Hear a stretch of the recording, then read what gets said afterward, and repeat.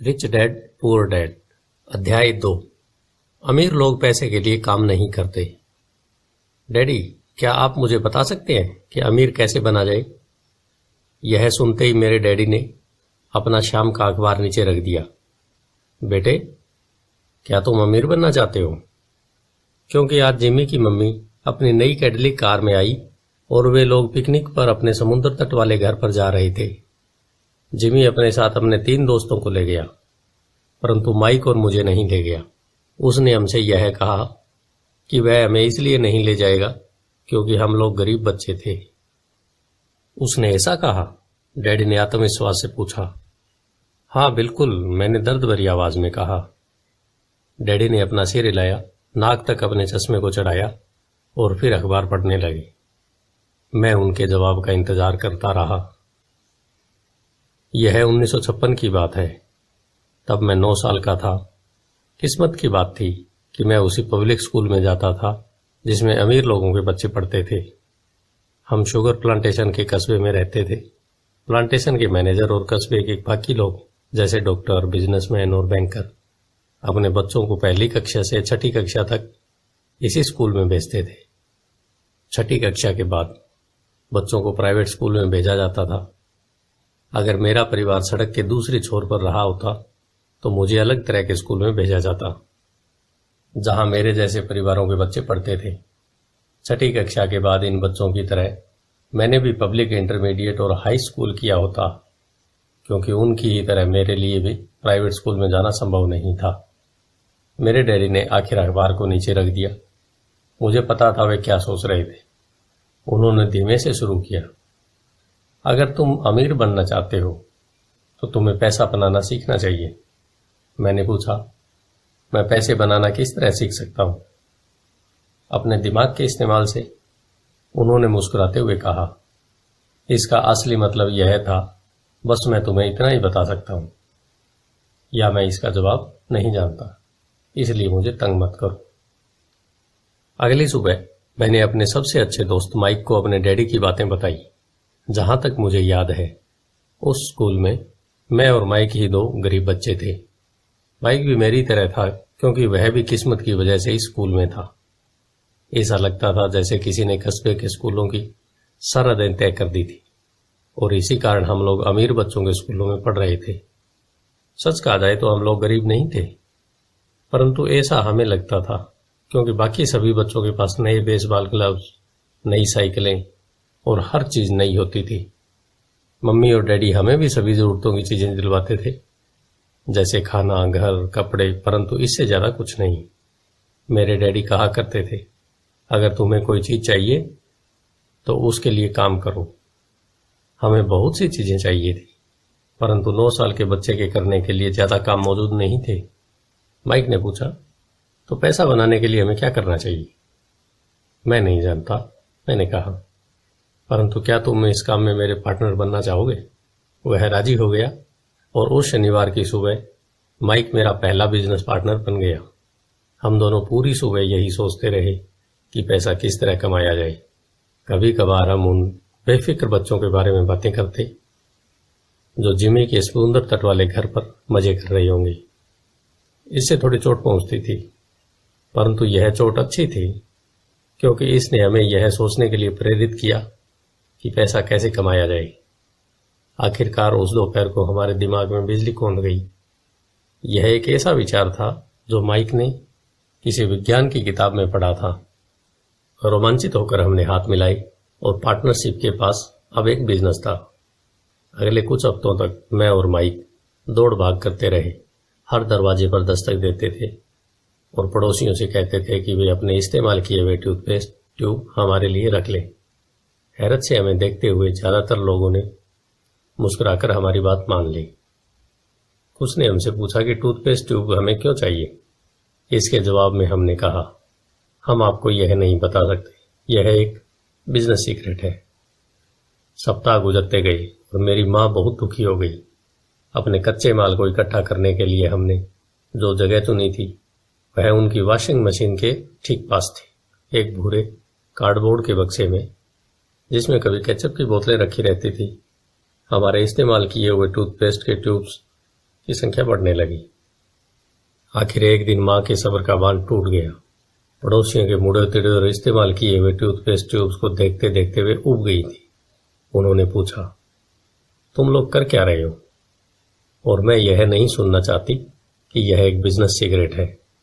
इस कचरे को साफ कर दो या मैं इसे बाहर उठाकर फेंक दूंगी। माइक और मैंने उनके हाथ पैर जोड़े, उन्हें यह बताया कि जल्दी हमारा कच्चा माल पर्याप्त जमा हो जाएगा और फिर हम उत्पादन शुरू कर देंगे।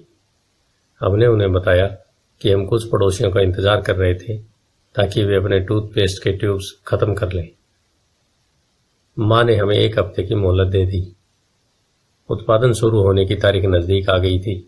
दबाव बढ़ गया था। हमारे वेयर हाउस के मालिक यानी मेरी माँ ने हमारी पहली पार्टनरशिप कंपनी को जगह खाली करने का नोटिस थमा दिया था। अब माइक का काम यह था कि वह पड़ोसियों को अपने टूथपेस्ट जल्दी खत्म करने के लिए कहे और साथ में यह भी जोड़ दे। दांत के डॉक्टरों का कहना है कि दिन में कई बार ब्रश करना चाहिए। मैं उत्पादन की प्रक्रिया को ठीक ठाक करने में जुट गया। एक दिन मेरे डैडी अपने एक दोस्त के साथ कार में बैठकर पोर्च में आए और उनके आश्चर्य का ठिकाना नहीं रहा जब उन्होंने वहां 9 साल के 2 बच्चों को उत्पादन की प्रक्रिया में पूरी गति से जुटे देखा। हर तरफ बारीक सफेद पाउडर बिखरा हुआ था। एक लंबी मेज पर स्कूल से लाए गए दूध के छोटे कार्टन थे और हमारे परिवार की हिवाची ग्रिल लाल दहकते कोयलों के साथ अधिकतम गर्मी पर चल रही थी। डैडी सावधानी से चलकर हमारे करीब आए। क्योंकि हमारी उत्पादन की प्रक्रिया ने पोर्च पर कब्जा कर लिया था, इसलिए उन्हें कार बाहर ही खड़ी करनी पड़ी। जब वे और उनके दोस्त पास आए तो उन्होंने कोयलों के ऊपर रखा एक स्टील का बर्तन देखा जिसमें टूथपेस्ट के ट्यूब पिघल रहे थे। उन दिनों टूथपेस्ट प्लास्टिक के ट्यूब्स में नहीं आते थे। ट्यूब शीशे के बने होते थे। एक बार पेंट जल जाए तब हम ट्यूब्स को स्टील के बर्तन में डाल देते थे ताकि वे पिघलकर द्रव्य के रूप में आ सके। इस पिघले हुए शीशे को हम छोटे छेद वाले दूध के कार्टनों में डाल रहे थे। दूध के इन कार्टनरों में प्लास्टिक का पेरिस भरा था। हर तरफ फैला सफेद पाउडर प्लास्टिक ही था जिसमें हमने पानी मिलाया था। जल्दबाजी में मैंने उसके बैग को गिरा दिया था और पूरी जमीन ऐसे लग रही थी जैसे वहां अभी अभी बर्फ का तूफान आया हो। दूध के कार्टन भारी बक्से थे जिनके भीतर प्लास्टर ऑफ पेरिस के सांचे थे। मेरे डैडी और उनके दोस्त हमें देखते रहे और हम पिघले हुए शीशे के प्लास्टर ऑफ पेरिस के क्यूब के ऊपर से छोटे छेद में डालते रहे। संभल कर, मेरे डैडी ने कहा।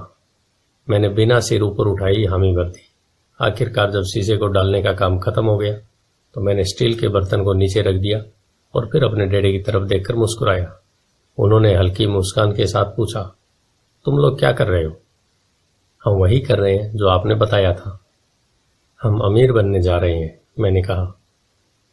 हाँ, माइक ने सिर को हिलाते हुए और मुस्कुराते हुए कहा। हम दोनों पार्टनर हैं। डैडी ने पूछा, और इन प्लास्टर के सांचों में क्या है? देखिए, मैंने कहा, इनमें एक बहुत अच्छी चीज है। छोटे हथौड़े से मैंने सील को ठोका जिससे बाहरी खोल टूट गया। सावधानी से मैंने ऊपर के आधे प्लास्टर को हटाया और जस्ते का एक सिक्का बाहर गिर गया। हे भगवान, मेरे डैडी ने कहा, तो तुम लोग जस्ते के सिक्के डाल रहे थे? बिल्कुल सही, माइक ने कहा। हम वही कर रहे थे जैसा आपने हमसे कहा था। हम पैसा बना रहे थे। मेरे डैडी के दोस्त जोर से हंसने लगे। मेरे डैडी भी मुस्कुराए और उन्होंने अपना सिर हिलाया। उनके सामने आग और टूथपेस्ट की ट्यूब्स के बक्से के साथ सफेद धूल में लिपटे हुए 2 बच्चे खड़े थे जो इस कान से उस कान तक मुस्कुरा रहे थे। उन्होंने हमसे कहा कि हम सब कुछ छोड़कर उनके साथ चले और घर के सामने वाली सीढ़ी पर बैठें। मुस्कुराते हुए उन्होंने हमें जालसाजी शब्द का मतलब समझाया। हमारे सपने धराशायी हो गए थे। तो आपका मतलब है कि यह गैरकानूनी है? माइक ने कांपती आवाज में पूछा। छोड़ो भी, डैडी के दोस्त ने कहा। हो सकता है कि बच्चे अपनी जन्मजात प्रतिभा को विकसित कर रहे हो। मेरे डैडी हमें घूरते रहे। हाँ, यह गैरकानूनी है, डैडी ने नरमी से कहा, परंतु तुम लोगों ने यह साबित कर दिया कि तुम में बहुत ज्यादा रचनात्मकता और मौलिक विचार हैं। इसी तरह आगे बढ़ते रहो मुझे तुम पर गर्व है। निराश होकर माइक और मैं तकरीबन 20 मिनट तक चुपचाप अपना सिर पकड़कर बैठे रहे। इसके बाद हमने सारा अटाला साफ करना शुरू कर दिया। पहले ही दिन हमारा बिजनेस चौपट हो गया था। पाउडर साफ करते हुए मैंने माइक की तरफ देखा और कहा, मुझे लगता है जिमी और उसके दोस्त ठीक हैं, हम सचमुच गरीब हैं। जब मैंने यह कहा तब डैडी बस जाने ही वाले थे। बच्चों, उन्होंने कहा, तुम गरीब तभी कहलाओगे जब तुम लोग हार मान लोगे। सबसे महत्वपूर्ण चीज यह है कि तुमने कुछ किया। ज्यादातर लोग केवल अमीर बनने के बारे में बातें करते रहते हैं और उसके सपने देखते रहते हैं। तुमने कुछ किया है। मुझे तुम दोनों पर गर्व है। मैं एक बार फिर से यही कहूंगा, आगे बढ़े चलो, हार मत मानो। माइक और मैं खामोश खड़े रहे। यह सब सुनने में अच्छे थे, परंतु हमें यह पता नहीं था कि हमें क्या करना चाहिए। तो ऐसा क्यों है डैडी कि आप अमीर नहीं हैं? मैंने पूछा। क्योंकि मैंने एक स्कूल टीचर बनने का फैसला लिया था। स्कूल के टीचर अमीर बनने के बारे में नहीं सोचते, हम सिर्फ पढ़ाना पसंद करते हैं। काश कि मैं तुम लोगों की मदद कर सकता, परंतु हकीकत में मैं यह नहीं जानता कि दौलत कैसे कमाई जाती है। माइक और मैं पलटे और अपने सफाई अभियान में जुट गए। डैडी ने कहा, अगर तुम लोग यह सीखना ही चाहते हो कि अमीर कैसे बना जाता है तो मुझसे मत पूछो। माइक, तुम अपने डैडी से ही यह सवाल पूछो। मेरे डैडी? माइक ने हैरानी से कहा। हाँ, तुम्हारे डैडी। मेरे डैडी ने मुस्कुराकर दोहराया। तुम्हारे डैडी और मेरा बैंकर एक ही है और वह तुम्हारे डैडी की बहुत तारीफ करता है। उसने मुझे कई बार यह बताया है कि पैसा बनाने में तुम्हारे डैडी का कोई जवाब नहीं है। मेरे डैडी? माइक ने एक बार फिर हैरानी से पूछा। फिर ऐसा क्यों है कि स्कूल के अमीर बच्चों की तरह हमारे पास शानदार कार और आलीशान बंगला नहीं है? शानदार कार और आलीशान बंगले के होने का यह मतलब नहीं कि आप निश्चित रूप से अमीर हैं या आप पैसा बनाने की कला जानते हैं। डैडी ने जवाब दिया, जिमी के डैडी शुगर प्लांटेशन में काम करते हैं। उनमें और मुझ में ज्यादा फर्क नहीं है। वे एक कंपनी के लिए काम करते हैं और मैं सरकार के लिए। कंपनी उन्हें कार खरीद कर दे देती है। इस समय शक्कर की कंपनी आर्थिक संकट में फंसी हुई है और जिमी के डैडी के पास जल्द ही कुछ नहीं बचेगा। तुम्हारे डैडी अलग है माइक। ऐसा लगता है कि वे एक साम्राज्य बनाने जा रहे हैं और मेरा अंदाजा है कुछ ही सालों में बहुत अमीर बन जाएंगे। यह सुनकर माइक और मैं एक बार फिर रोमांचित हो गए। नए उत्साह से हमने अपने डूबे हुए व्यवसाय के कचरे को साफ करना शुरू कर दिया। जब हम सफाई कर रहे थे तो हमने यह भी योजना बना ली कि कब और कैसे माइक के डैडी से बात की जाए। समस्या यह थी कि माइक के डैडी बहुत ज्यादा काम करते थे और देर रात तक घर नहीं लौटते थे। माइक के डैडी के पास कई warehouse, construction company, stores की श्रृंखला और 3 रेस्तरां थे। रेस्तराओं के कारण ही उन्हें घर लौटने में देरी हो जाती थी। सफाई खत्म करने के बाद माइक बस पकड़कर अपने घर चला गया। वह अपने डैडी से बात करने वाला था, चाहे वे कितनी देर से घर लौटें, और उनसे पूछने वाला था कि क्या वे हमें अमीर बनने की तरकीब सिखाने के लिए तैयार हैं। माइक ने मुझसे वादा किया कि जैसे ही वह अपने डैडी से बात कर लेगा वह मुझे फोन करेगा, चाहे कितनी ही देर क्यों न हो जाए। फोन रात को 8:30 बजे आया। ओके, अगले शनिवार, मैंने कहा और फोन रख दिया। माइक के डैडी माइक और मुझसे मिलने के लिए तैयार हो गए थे। शनिवार की सुबह 7:30 बजे मैंने शहर के दूसरे हिस्से में जाने के लिए बस पकड़ी। माइकल और मैं सुबह 8 बजे उसके डैडी से मिले। वे पहले से ही व्यस्त थे और उनके पास 1 घंटे से भी ज्यादा का काम मौजूद था। जब मैं उनके साधारण छोटे और साफ घर के सामने पहुंचा तो मैंने देखा कि उनका कंस्ट्रक्शन सुपरवाइजर अपने पिकअप ट्रक में वहां से जा रहा था। माइक मुझे दरवाजे पर ही मिल गया। डैडी अभी फोन पर है और उन्होंने कहा है कि हम लोग पीछे के पोर्च में उनका इंतजार करें। माइक ने दरवाजा खोलते हुए कहा। जब मैंने उस पुराने घर की दहलीज के अंदर कदम रखा तो लकड़ी के पुराने फर्श की चरमराहट सुनाई दी। दरवाजे के भीतर सस्ती सी चटाई थी। चटाई वहां इसलिए रखी गई थी ताकि फर्श पर पड़े अनगिनत कदमों के निशानों को छुपाया जा सके। हालांकि वह साफ थी, पर यह स्पष्ट दिखता था कि उसे बदल लेना चाहिए। जब मैं संकरे लिविंग रूम में घुसा तो मेरा दम घुटने लगा था। वहां पुराने फर्नीचर की बू आ रही थी और निश्चित रूप से उस फर्नीचर को संग्रहालय में होना चाहिए था। सोफे पर 2 महिलाएं बैठी थी। उनकी उम्र मेरी मां से थोड़ी ज्यादा थी। महिलाओं के सामने एक पुरुष मजदूरों के कपड़ों में बैठा हुआ था। उसने खाकी पैंट और खाकी शर्ट पहन रखा था। हालांकि कपड़े साफ और प्रेस किए हुए थे, परंतु उन्हें स्टार्च नहीं किया था। उस आदमी की उम्र मेरे डैडी से लगभग 10 साल ज्यादा होगी, शायद 45 साल। जब मैं और माइक उनके पास से गुजरते हुए किचन की तरफ गए, जहां से पोर्च का रास्ता था, तो वे मुस्कुराई। मैं भी जवाब में शर्माकर मुस्कुरा दिया। ये लोग कौन है? मैंने पूछा। अरे, ये लोग डैडी के लिए काम करते हैं। बूढ़ा व्यक्ति उनके वेयर हाउसों को संभालता है और महिलाएं रेस्तरां की मैनेजर हैं। और तुमने उस कंस्ट्रक्शन सुपरवाइजर को तो देखा ही होगा, जो यहां से 50 मील दूर एक सड़क परियोजना पर काम कर रहा है। उनका दूसरा सुपरवाइजर, जो बहुत से घर बना रहा है, वह तुम्हारे आने से पहले ही जा चुका है। क्या ऐसा हमेशा ही होता है? मैंने पूछा। हमेशा तो नहीं, पर अक्सर ऐसा ही होता है, माइक ने कहा और मेरे पास अपनी कुर्सी खींचते हुए मुस्कुराया। मैंने उनसे पूछा था कि क्या वे हमें पैसा बनाना सिखाएंगे। माइक ने मुझे बताया। अच्छा, और उन्होंने इसका क्या जवाब दिया? मैंने सावधानीपूर्वक उत्सुकता से पूछा। पहले तो उनके चेहरे पर हंसी आई, पर फिर कुछ सोचकर उन्होंने कहा कि वे हमारे सामने एक ऑफर रखेंगे। अच्छा, मैंने कहा और अपनी कुर्सी की पीठ दीवार से टिका ली। मैं वहां कुर्सी के पिछले 2 पैरों के सहारे टिका बैठा रहा। माइक ने भी ऐसा ही किया। क्या तुम्हें पता है कि वे कौन सा ऑफर देने वाले हैं? मैंने पूछा। नहीं, पर हमें जल्दी इसका पता चल जाएगा। अचानक माइक के डैडी उस पुराने दरवाजे से घुसकर पोर्च में दाखिल हुए। माइक और मैं अपने पैरों पर कूद गए। आदर के कारण नहीं, बल्कि इसलिए कि हम चौंक गए थे। तो बच्चों, तैयार हो? माइक के डैडी ने एक कुर्सी हमारे पास खिसकाते हुए पूछा। हमने अपने सिर हिलाए और अपनी कुर्सियों को दीवार के पास से खींचकर उनके सामने रख लिया। वे एक विशाल शरीर के मालिक थे, लगभग 6 फीट ऊंचे और 200 पाउंड वजनी। मेरे डैडी इससे ऊंचे थे, लगभग इसी वजन के, और माइक के डैडी से 5 साल ज्यादा बड़े। वे लगभग एक जैसे ही थे, हालांकि दोनों एक ही प्रजाति के नहीं थे। हो सकता है कि उनकी ऊर्जा एक सी हो।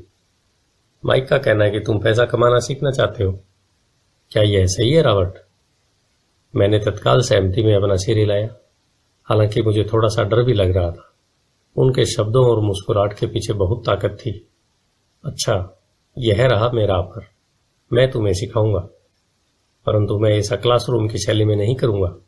अगर तुम मेरे लिए काम करोगे तो इसके बदले में मैं तुम्हें सिखाऊंगा। अगर तुम मेरे लिए काम नहीं करोगे तो मैं तुम्हें नहीं सिखाऊंगा। अगर तुम काम करते हो तो मैं तुम्हें ज्यादा तेजी से सिखा सकता हूं, और अगर तुम सिर्फ बैठकर मेरी बातें सुनते हो, जैसा कि तुम लोग स्कूल में करते हो, तो इससे मेरा समय बर्बाद होगा। यह मेरा ऑफर है। इसे या तो मान लो या फिर वापस लौट जाओ। क्या मैं आपसे पहले एक सवाल कर सकता हूं? मैंने पूछा। नहीं, इसे या तो मान लो या फिर वापस लौट जाओ। मेरे पास बर्बाद करने के लिए फालतू समय नहीं है। अभी ढेर सा काम पड़ा है। अगर तुम में तत्काल फैसला करने की क्षमता नहीं है तो तुम कभी पैसा बनाना नहीं सीख पाओगे। मौके आते हैं और चले जाते हैं, इसलिए तत्काल निर्णय लेने की क्षमता एक महत्वपूर्ण कला है। तुमने जैसा चाहा था वैसा एक मौका तुम्हारे सामने मौजूद है।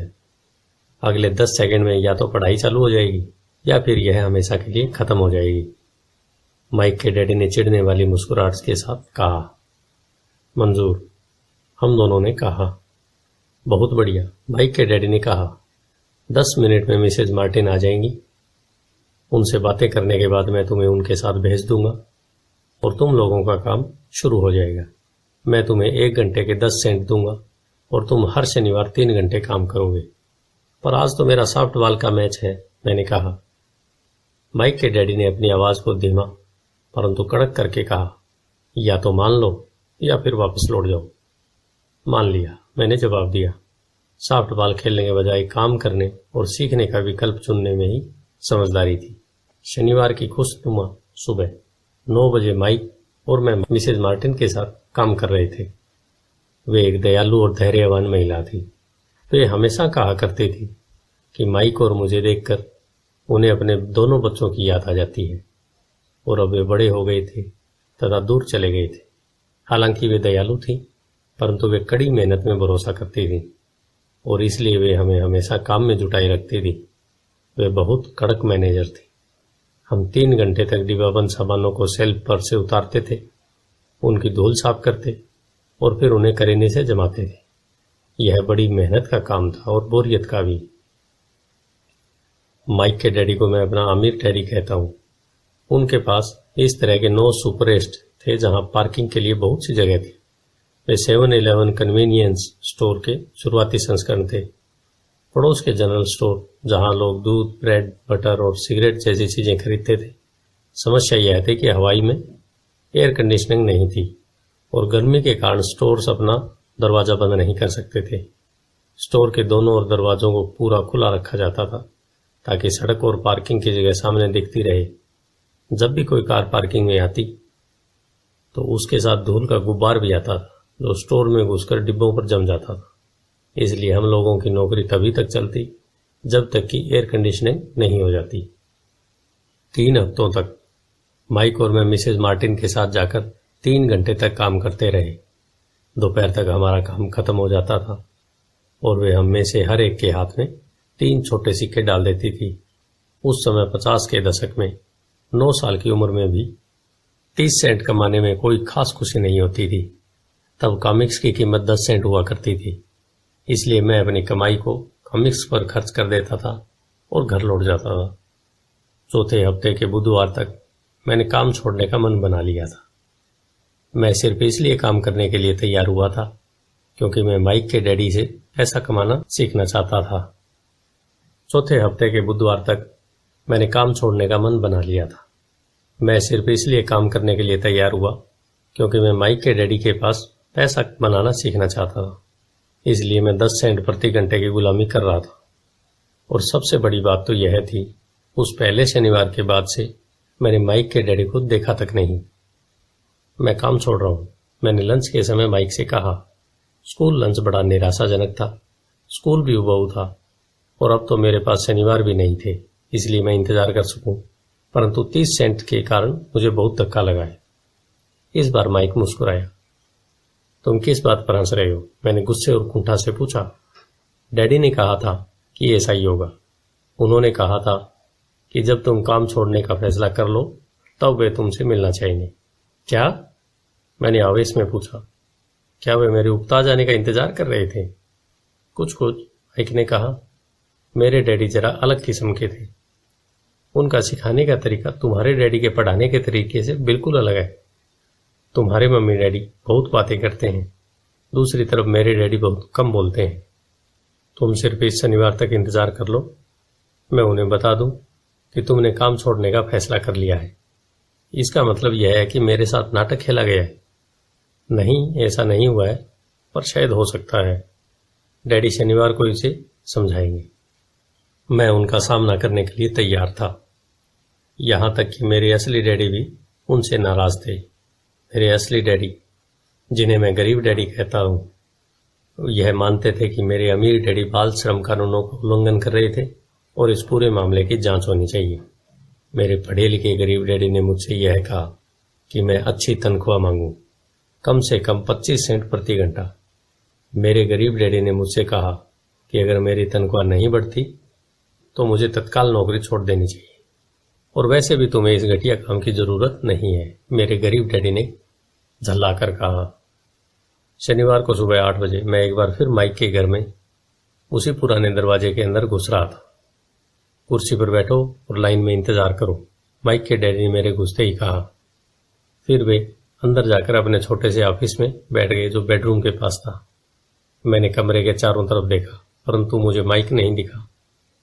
अजीब सा महसूस करते हुए मैं उन्हीं दोनों महिलाओं के बगल में बैठ गया जो मुझे 4 हफ्ते पहले वहीं पर मिली थी। वे मुस्कुराई और सोफे पर थोड़ी सी खिसक गई ताकि मैं भी बैठ सकूं। 45 मिनट गुजर गए थे और मैं उबल रहा था। दोनों महिलाएं उनसे मिलकर तकरीबन 30 मिनट पहले वहां से जा चुकी थी। एक बूढ़ा सा आदमी वहां 20 मिनट तक बैठा और फिर वह भी निकलकर चला गया।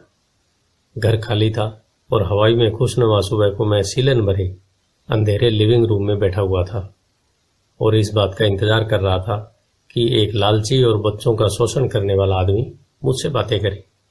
मैं सुन सकता था कि वे फोन पर बातें कर रहे थे, ऑफिस में इधर उधर के काम कर रहे थे और मुझे नजरअंदाज कर रहे थे। मेरी इच्छा तो हो रही थी कि मैं उस घमंडी आदमी से बिना मिले ही घर लौट जाऊं, पर किसी वजह से रुक गया। आखिर 15 मिनट बाद ठीक 9 बजे अमीर डैडी अपने ऑफिस से बाहर निकले। बिना कुछ कहे उन्होंने हाथ से मुझे इशारा किया कि मैं उनके दड़बेनुमा ऑफिस में आ जाऊं। अमीर डैडी ने ऑफिस की कुर्सी में बैठते हुए कहा, या तो तुम्हारी तनख्वाह बढ़ाई जाए या तुम काम छोड़ रहे हो, है ना?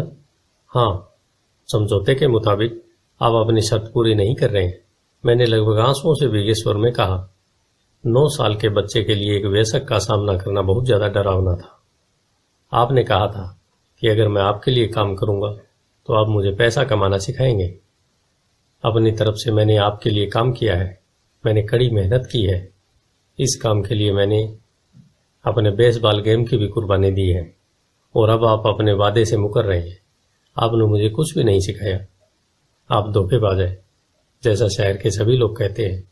आप लालची हैं, आप केवल पैसा कमाना चाहते हैं और अपने कर्मचारियों का बिल्कुल ध्यान नहीं रखते।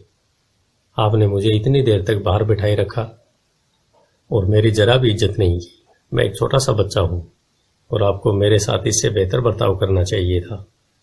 अमीर डैडी अपनी कुर्सी में पीछे झुक गए। अपने हाथों को ठुड्डी तक लाकर उन्होंने मुझे घूरा। ऐसा लग रहा था जैसे वे मेरा विश्लेषण कर रहे हों। बुरा नहीं है, उन्होंने कहा।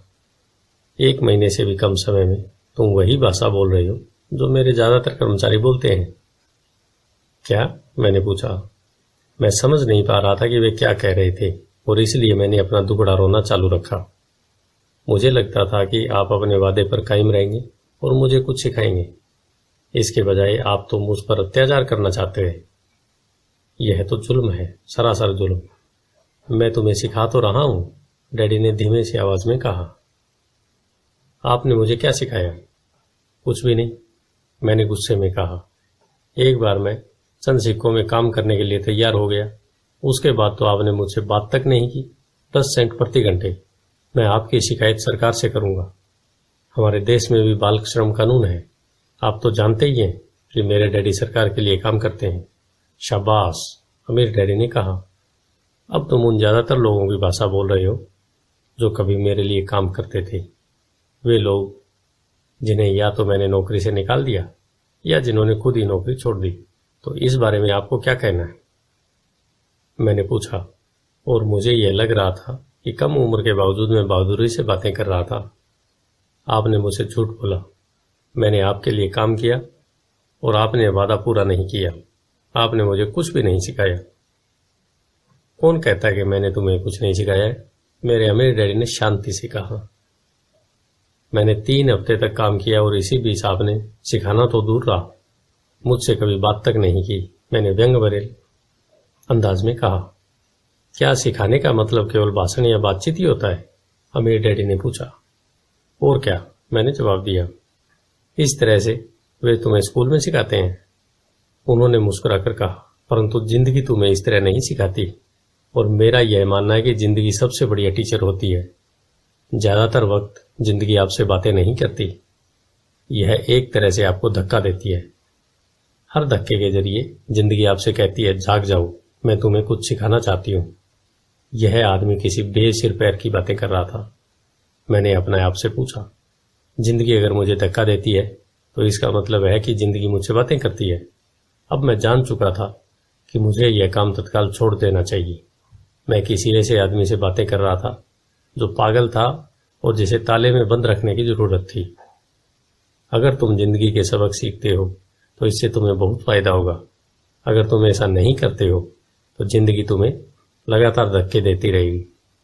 लोग 2 चीजें करते हैं। कुछ लोग जिंदगी के धक्के को सहन करते चले जाते हैं, बाकी लोग गुस्सा हो जाते हैं और जिंदगी को धक्का दे देते हैं। परंतु वे धक्के देते हैं अपने बॉस को, अपने काम को, अपनी पत्नी या पति को। वे यह नहीं जानते कि जिंदगी उन्हें धक्का दे रही है। मैं नहीं जानता था कि वे किस बारे में बात कर रहे थे। जिंदगी हम सबको धक्के मारती है। कुछ लोग हार मान लेते हैं, बाकी के लोग लड़ते हैं, कुछ लोग सबक सीख लेते हैं और आगे बढ़ जाते हैं। वे जिंदगी के धक्कों का स्वागत करते हैं। इन गिने चुने लोगों के लिए इसका मतलब यह होता है कि उन्हें कुछ नया सीखना चाहिए। वे सीखते हैं और आगे बढ़ जाते हैं। ज्यादातर लोग छोड़ देते हैं और कुछ लोग तुम्हारी तरह लड़ते भी हैं। अमीर डैडी खड़े हो गए और उन्होंने टूटी फूटी खिड़की को बंद कर लिया। अगर तुम यह सबक सीख लेते हो तो तुम एक समझदार, अमीर और सुखी युवक बन सकते हो। अगर तुम यह नहीं सीखते तो तुम जिंदगी भर अपनी समस्याओं के लिए अपनी नौकरी, कम तनख्वाह या अपने बॉस को कोसते रहोगे। तुम हमेशा ऐसे बड़े मौके की उम्मीद करते रहोगे जो आए और तुम्हारी आर्थिक समस्याओं को सुलझा दे। अमीर डैडी ने मेरी तरफ देखा कि क्या मैं अब भी उनकी बातें सुन रहा हूं। उनकी आंखें मेरी आंखों से मिली। हम एक दूसरे की तरफ देखते रहे और हमारी आंखों के बीच संप्रेषण की धाराएं बहने लगी। आखिर जब मैं उनके संदेश का मतलब समझ गया तो मैंने अपनी नजरें झुका ली। मैं जान गया था कि वे सही थे। मैं उन्हें दोषी ठहरा रहा था, जबकि सीखने की जिद मेरी ही थी। मैं फालतू में ही लड़ रहा था। अमीर डैडी ने कहा, अगर आप इस तरह के आदमी हैं जिसमें हिम्मत नहीं है तो आप जिंदगी के हर थपेड़े के सामने हार मान जाते हैं। अगर आप इस किस्म के आदमी हैं तो आप जिंदगी भर सुरक्षित खेल खेलते रहेंगे, सही चीजें करते रहेंगे और किसी ऐसे वक्त का इंतजार करते रहेंगे जो आने वाला नहीं है, और फिर आप एक बोरिंग बुड्ढे की तरह मर जाएंगे। आपके बहुत से दोस्त होंगे जो आपकी सिर्फ इसलिए तारीफ करेंगे क्योंकि आप एक मेहनती और भले आदमी थे। आपने अपनी जिंदगी सुरक्षित खेल खेलने और सही चीजें करने में गुजार दी। परंतु सच बात तो यह है कि आपने जिंदगी के थपेड़ों के सामने घुटने टेक दी। आप खतरा मोल लेने की कल्पना तक से डरते थे। हकीकत में तो आप जीतना चाहते थे, परंतु आपके लिए हारने का डर जीतने के रोमांच से ज्यादा ताकतवर साबित हुआ। अंदर से आप और केवल आप जान पाएंगे कि आपने कभी जीतने की कोशिश नहीं की। आपने सुरक्षित खेल खेलने के विकल्प चुना। हमारी नजरें एक बार फिर मिली। 10 सेकंड तक हम एक दूसरे की तरफ देखते रहे और एक बार फिर मैंने तभी नजरें हटाई जब मैं उनकी बात समझ गया। आप मुझे धक्का दे रहे थे? मैंने पूछा। कुछ लोग ऐसा कह सकते हैं, अमीर डैडी मुस्कुराए। मैं तो यही कहूंगा कि मैं तुम्हें जिंदगी का स्वाद चखा रहा था। कैसा स्वाद? मैंने पूछा। मैं अब भी गुस्सा था, परंतु अब मेरी जिज्ञासा भी जाग गई थी। अब मैं सीखने के लिए तैयार भी था। तुम दोनों ऐसे पहले लोग हो जिन्होंने मुझसे पैसा बनाने की कला सीखने का आग्रह किया। मेरे पास 150 से भी ज्यादा कर्मचारी हैं, पर उनमें से एक ने भी मुझसे पैसा कमाने की कला सीखने के बारे में नहीं पूछा। वे मुझसे नौकरी मांगते हैं, तनख्वाह मांगते हैं, परंतु पैसा बनाने की कला नहीं सीखना चाहते। तो ज्यादातर लोग इस तरह अपनी जिंदगी के पैसे के लिए काम करने के लिए बर्बाद कर देते हैं और आखिर तक यह कभी समझ नहीं पाएंगे कि दरअसल वे किसके लिए काम कर रहे हैं। मैं पूरा ध्यान लगाकर उनकी बात सुनता रहा। तो जब माइक ने मुझसे कहा कि तुम पैसे कमाने की कला सीखना चाहते हो, तो मैंने एक ऐसा कोर्स तैयार किया जो असली जिंदगी के करीब था। मैं बोलते बोलते थक जाता, परंतु तुम कभी मेरी बात का मतलब नहीं समझ पाते। इसलिए मैंने यह फैसला किया कि तुम्हें जिंदगी के थपेड़ों का स्वाद चखा दिया जाए, ताकि तुम मेरी बात सुन भी सको और समझ भी सको। इसी कारण मैंने तुम्हें 1 घंटे के 10 सेंट दिए। तो 10 सेंट प्रति घंटे काम करने के बाद मैंने क्या सबक सीखा है? यही कि आप घटिया हैं और अपने कर्मचारियों का शोषण करते हैं। अमीर डैडी अपनी कुर्सी पर पीछे की तरफ झुकते हुए जोर से हंसने लगे। जब उनकी हंसी बंद हुई तो उन्होंने कहा, अच्छा होगा अगर तुम अपना सोचने का नजरिया बदल लो। मुझे समस्या मत बनाओ, मुझे दोष देना छोड़ दो। अगर तुम सोचते हो कि तुम्हारी समस्या मैं हूं तो तुम्हें मुझे बदलना चाहिए। इसके बजाय अगर तुम्हें यह लगता है कि तुम्हारी समस्या तुम खुद हो तो तुम खुद को बदल सकते हो, सीख सकते हो और ज्यादा समझदार बन सकते हो। ज्यादातर लोग चाहते हैं कि दुनिया का हर आदमी बदल जाए, बस हम खुद ही नहीं बदले। मैं तुम्हें यह बता दूं कि किसी दूसरे को बदलने से ज्यादा आसान है यह कि खुद को बदला जाए। मैं आपकी बात ठीक से समझ नहीं पाया। मैंने कहा, अपनी समस्याओं के लिए मुझे दोष देना छोड़ दो।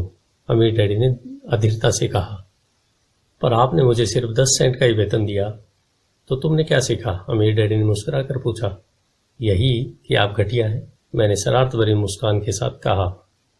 अच्छा, तो तुम यह सोचते हो कि समस्या मैं हूं? अमीर डैडी ने कहा। वो तो आप हैं ही। खैर, इसी तरीके से सोचते रहो और तुम जिंदगी भर कुछ नहीं कर पाओगे।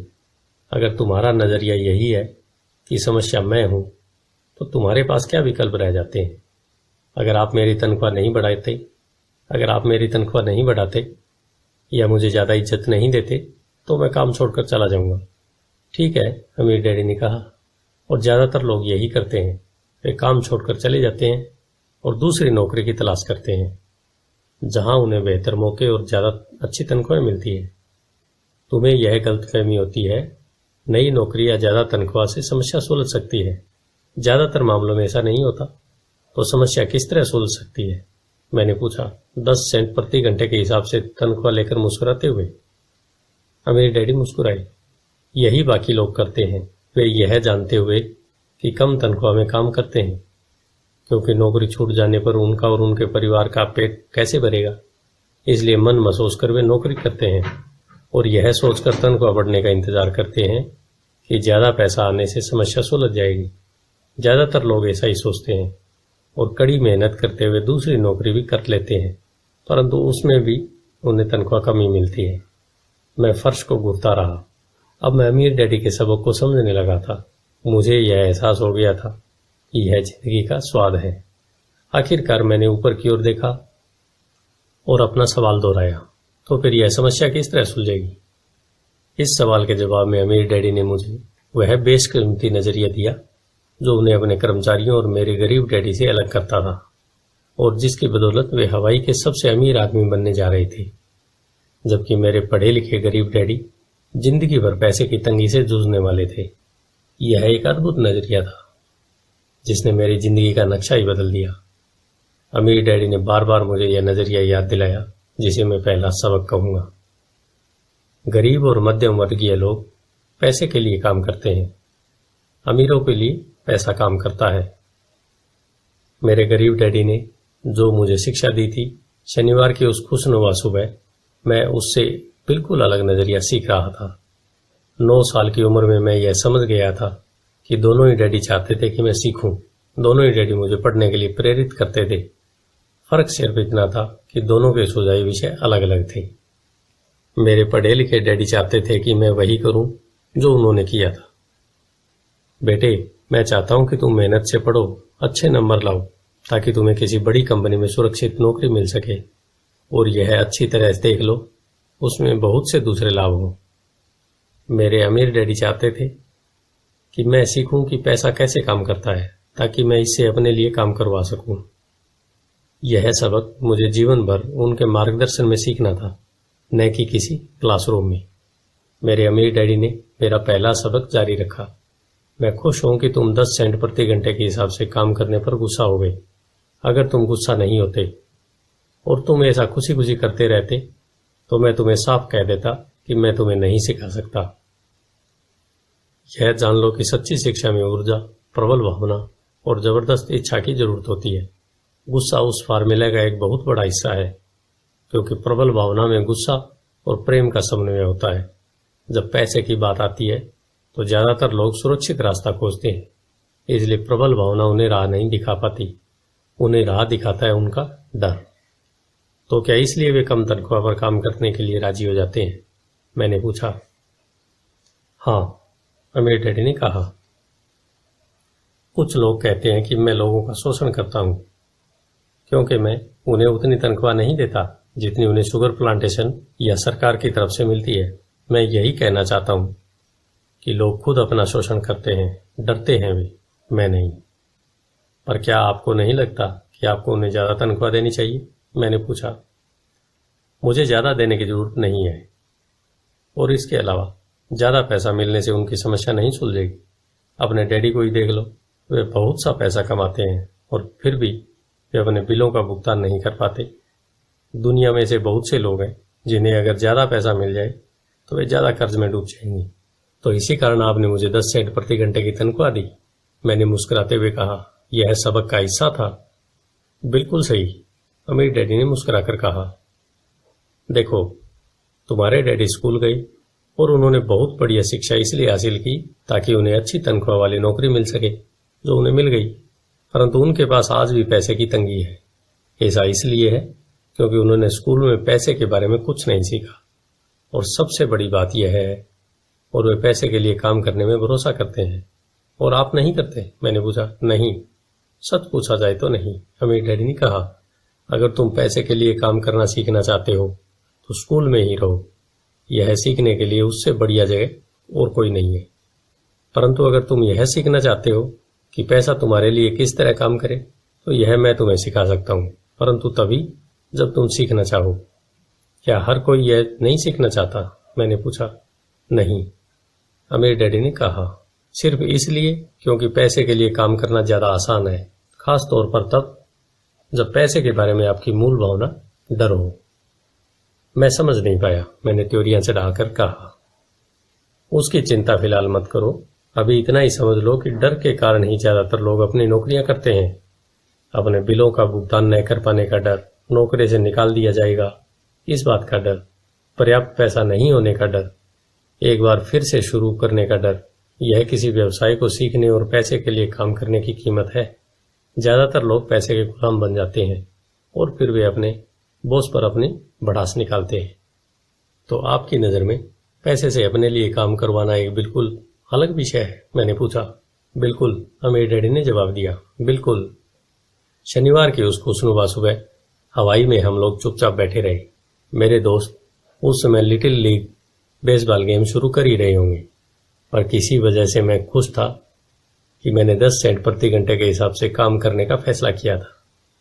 मुझे लगा कि मैं कुछ ऐसा सीखने जा रहा था जो मेरे दोस्त स्कूल में नहीं सीख पाएंगे। सीखने के लिए तैयार हो?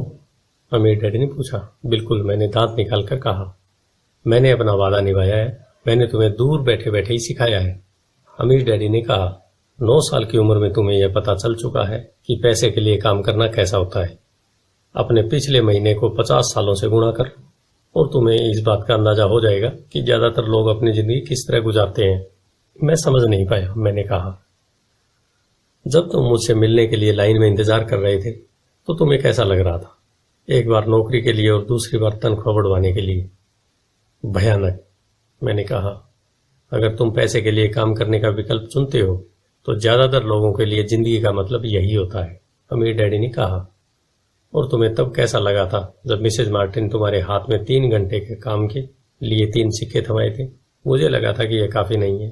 मुझे लग रहा था कि यह कुछ भी नहीं है। मैं निराश हुआ था, मैंने कहा। और यही ज्यादातर कर्मचारियों को लगता है जब वे अपनी तनख्वाह के चेक को देखते हैं, खासकर तब जब उससे टैक्स और बाकी कटौतियां कर ली जाती है। कम से कम तुम्हें पूरी तनख्वाह मिली थी, उन्हें तो पूरी तनख्वाह भी नहीं मिलती। आपका मतलब है ज्यादातर कर्मचारियों को पूरी तनख्वाह नहीं मिलती? मैं हैरान था। नहीं, अमीर डैडी ने कहा। सरकार हमेशा अपना हिस्सा पहले ही ले लेती है। सरकार ऐसा कैसे करती है? मैंने पूछा। टैक्स, अमीर डैडी ने कहा। जब आप कमाते हैं तो आप पर टैक्स लगता है, जब आप खर्च करते हैं तो आप पर टैक्स लगता है, जब आप बचाते हैं तो आप पर टैक्स लगता है, जब आप मर जाते हैं तो भी आप पर टैक्स लगता है। लोग सरकार को ऐसा क्यों करने देते हैं? अमीर लोग ऐसा नहीं करने देते, अमीर डैडी ने मुस्कुरा कर कहा। परंतु गरीब और मध्यम वर्गीय लोग ऐसा करने देते हैं। मैं दावा करता हूं कि मैं तुम्हारे डैडी से ज्यादा कमाता हूं, परंतु वे ज्यादा टैक्स देते हैं। यह कैसे संभव है? मैंने पूछा। 9 साल का बच्चा इस अजीब आंकड़े को समझ नहीं पा रहा था। कोई आदमी सरकार को ऐसा करने की इजाजत कैसे दे सकता है? अमीर डैडी चुपचाप बैठे रहे। मैं समझ गया कि वे चाहते थे कि मैं सुनूं, न कि उनसे फालतू सवाल पूछूं। आखिर मैं शांत हो गया। जो मैंने सुना था वह मुझे अच्छा नहीं लगा था। मैं जानता था कि मेरे डैडी हमेशा टैक्स का रोना रोते रहते थे, परंतु दरअसल इस बारे में वे कुछ भी नहीं कर पाते थे। क्या जिंदगी उन्हें धक्का दे रही थी? अमीर डैडी मेरी तरफ देखते हुए अपनी कुर्सी में धीमे धीमे और खामोशी से हिलने लगे। सीखने के लिए तैयार हो? उन्होंने पूछा। मैंने अपना सिर धीमे से हिलाया। जैसा मैंने कहा, सीखने के लिए बहुत कुछ है। पैसे से अपने लिए काम कैसे करवाया जाए, यह जिंदगी भर चलने वाली पढ़ाई है। ज्यादातर लोग 4 साल के लिए कॉलेज जाते हैं और उनकी पढ़ाई पूरी हो जाती है। मैं पहले से ही जानता हूं कि मेरी धन संबंधी पढ़ाई जीवन भर चलेगी, और इसकी वजह यह है कि मैं जितना ज्यादा जान लेता हूं चलता है, उससे भी ज्यादा जानने की मेरी जिज्ञासा बढ़ती चली जाती है। ज्यादातर लोग इस विषय को कभी नहीं पढ़ते। वे नौकरी पर जाते हैं, अपनी तनख्वाह लेते हैं, अपनी चेकबुक को बैलेंस करते हैं और बात खत्म हो जाती है। इसके बाद भी उन्हें अचरज होता है कि उनके जीवन में पैसे की समस्याएं क्यों हैं। फिर वे सोचते हैं कि ज्यादा पैसों से उनकी समस्या हल हो जाएगी। बहुत कम लोगों को यह एहसास होता है कि असली समस्या धन संबंधी शिक्षा या ज्ञान की है। तो मेरे डैडी को टैक्स की समस्या इसलिए है क्योंकि उनमें पैसे की समझ नहीं है। मैंने विचलित होकर पूछा। देखो, अमीर डैडी ने कहा, पैसे के लिए अपने लिए कैसे काम करवाया जाए? टैक्स तो उस शिक्षा का सिर्फ एक हिस्सा है। आज जो मैं सिर्फ यह देखना चाहता था कि तुम में अब भी पैसे के बारे में सीखने की प्रबल इच्छा बची है या नहीं। ज्यादातर लोगों में सीखने की प्रबल इच्छा नहीं होती। वे स्कूल जाना चाहते हैं, कोई व्यवसाय सीखना चाहते हैं, अपनी नौकरी में मजे करना चाहते हैं और ढेर सारा पैसा कमाना चाहते हैं। एक दिन वे तब जागते हैं जब उनके सामने पैसे की समस्या आ जाती है, और तब वे काम करना बंद नहीं कर सकते। पैसे के लिए काम करने की यही कीमत होती है और उन्हें यह कीमत चुकाना ही पड़ता है। अगर वे पैसे से अपने लिए काम करवाना सीख लेते तो उनके सामने यह समस्या नहीं आती। तो तुम में अब सीखने की, जानने की जिज्ञासा है? अमीर डैडी ने पूछा। अच्छा, अमीर डैडी ने कहा, अब काम पर वापस जाओ और इस बार मैं तुम्हें बिल्कुल तनख्वाह नहीं दूंगा। मैंने हैरानी से पूछा, तुमने सही सुना, तनख्वाह बंद? तुम हर शनिवार 3 घंटे उसी तरह काम करोगे, परंतु इस बार तुम्हें 10 सेंट प्रति घंटे के हिसाब से तनख्वाह नहीं मिलेगी। तुम्हें तो कहा है कि तुम पैसे के लिए काम करना नहीं सीखना चाहते, इसलिए मैं तुम्हें बदले में कुछ भी नहीं दूंगा। मैंने माइक से पहले ही बात कर ली है, वह पहले से ही काम पर है। मुफ्त में डिब्बों की सफाई कर रहा है और उन्हें करीने से जमा रहा है। अब तुम भी जल्दी से जाकर काम में जुट जाओ। यह ठीक नहीं है, मैं चिल्लाया। आपको कुछ न कुछ तनख्वाह तो देनी चाहिए। तुमने कहा था कि तुम सीखना चाहते हो। अगर तुम इस बात को अभी नहीं सीख पाओगे तो तुम भी उन्हीं 2 महिलाओं और बूढ़े आदमी की तरह बन जाओगे जो मेरे लिविंग रूम में बैठे थे। ये लोग पैसे के लिए काम करते हैं और डरते हैं कि उन्हें मैं नौकरी से निकालने दूं। या तुम अपने डैडी की तरह बन जाओगे जो पैसा तो बहुत कमाते हैं परंतु गले तक कर्ज में डूबे रहते हैं। शायद उन्हें यह उम्मीद रहती है ज्यादा पैसे से उनकी समस्याएं सुलझ जाएंगी। अगर तुम यही चाहते हो तो मैं एक बार फिर 10 सेंट के अपने पुराने वादे पर लौटने को तैयार हूं। या तुम वह कर सकते हो जो ज्यादातर लोग करते हैं, इस बारे में शिकायत करो कि तनख्वाह बहुत कम है और तुम यह नौकरी छोड़कर दूसरी नौकरी तलाश शुरू कर दो। मेरी समझ में नहीं आ रहा था कि मैं क्या करूं। मैंने पूछा। अमीर डैडी ने अपने सिर पर उंगली रखी। इसका इस्तेमाल करो। उन्होंने कहा, अगर तुम इसका सही इस्तेमाल करोगे तो तुम मुझे जल्द ही इस बात के लिए धन्यवाद दोगे कि मैंने तुम्हें मौका दिया और एक दिन तुम बहुत अमीर आदमी बन जाओगे। मैं वहां यह सोचते हुए खड़ा था कि मुझे कितना घटिया विकल्प दिया गया है। मैं यहां अपनी तनख्वाह बढ़वाने आया था और अब मुझे मुफ्त में काम करने के लिए कहा जा रहा है। अमीर डैडी ने एक बार फिर अपनी उंगली को सिर पर रखा और कहा, इसका इस्तेमाल करो। अब यहां से जाओ और अपने काम में जुट जाओ। सबक 1, अमीर लोग पैसे के लिए काम नहीं करते। मैंने अपने गरीब डैडी को यह नहीं बताया कि अब मैं मुफ्त में काम कर रहा हूं। उन्हें यह समझ में नहीं आता। मैं उन्हें इसकी वजह ठीक से इसलिए नहीं समझा सकता था क्योंकि मैं खुद भी इसे ठीक से नहीं समझ पाया था। अगले 3 हफ्ते माइक और मैं 3 घंटे तक हर शनिवार को काम करते रहे, मुफ्त में। काम बहुत परेशानी वाला नहीं था और वक्त गुजरने के साथ साथ यह ज्यादा आसान होता जा रहा था। मुझे अफसोस था तो अपने छूटे हुए बेसबॉल गेम्स और कॉमिक्स का। अब मैं उनका मजा नहीं ले सकता था। तीसरे हफ्ते दोपहर में अमीर डैडी आए। हमने उनके ट्रक के पार्किंग में आने की आवाज सुनी। वे स्टोर में घुसे और उन्होंने मिसेज मार्टिन को गले लगाकर अभिवादन किया। स्टोर में क्या चल रहा है यह जानने के बाद वे आइसक्रीम फ्रीजर के पास गई, उसमें से 2 आइसक्रीम निकाली, उनका दाम चुकाया और इसके बाद मेरी और माइक की तरफ इशारा करके कहा, चलो घूमने चलते हैं। हम सड़क के पार गए, कुछ कारों को चकमा दिया और एक बड़े घास के मैदान में टहलने लगे जहां कुछ वयस्क सॉफ्ट बॉल खेल रहे थे। दूर की पिकनिक टेबल पर बैठकर उन्होंने माइक और मुझे आइसक्रीम दी। कैसा चल रहा है? बढ़िया, माइक ने कहा। मैंने सहमति में सिर हिलाया। कुछ और सीखा?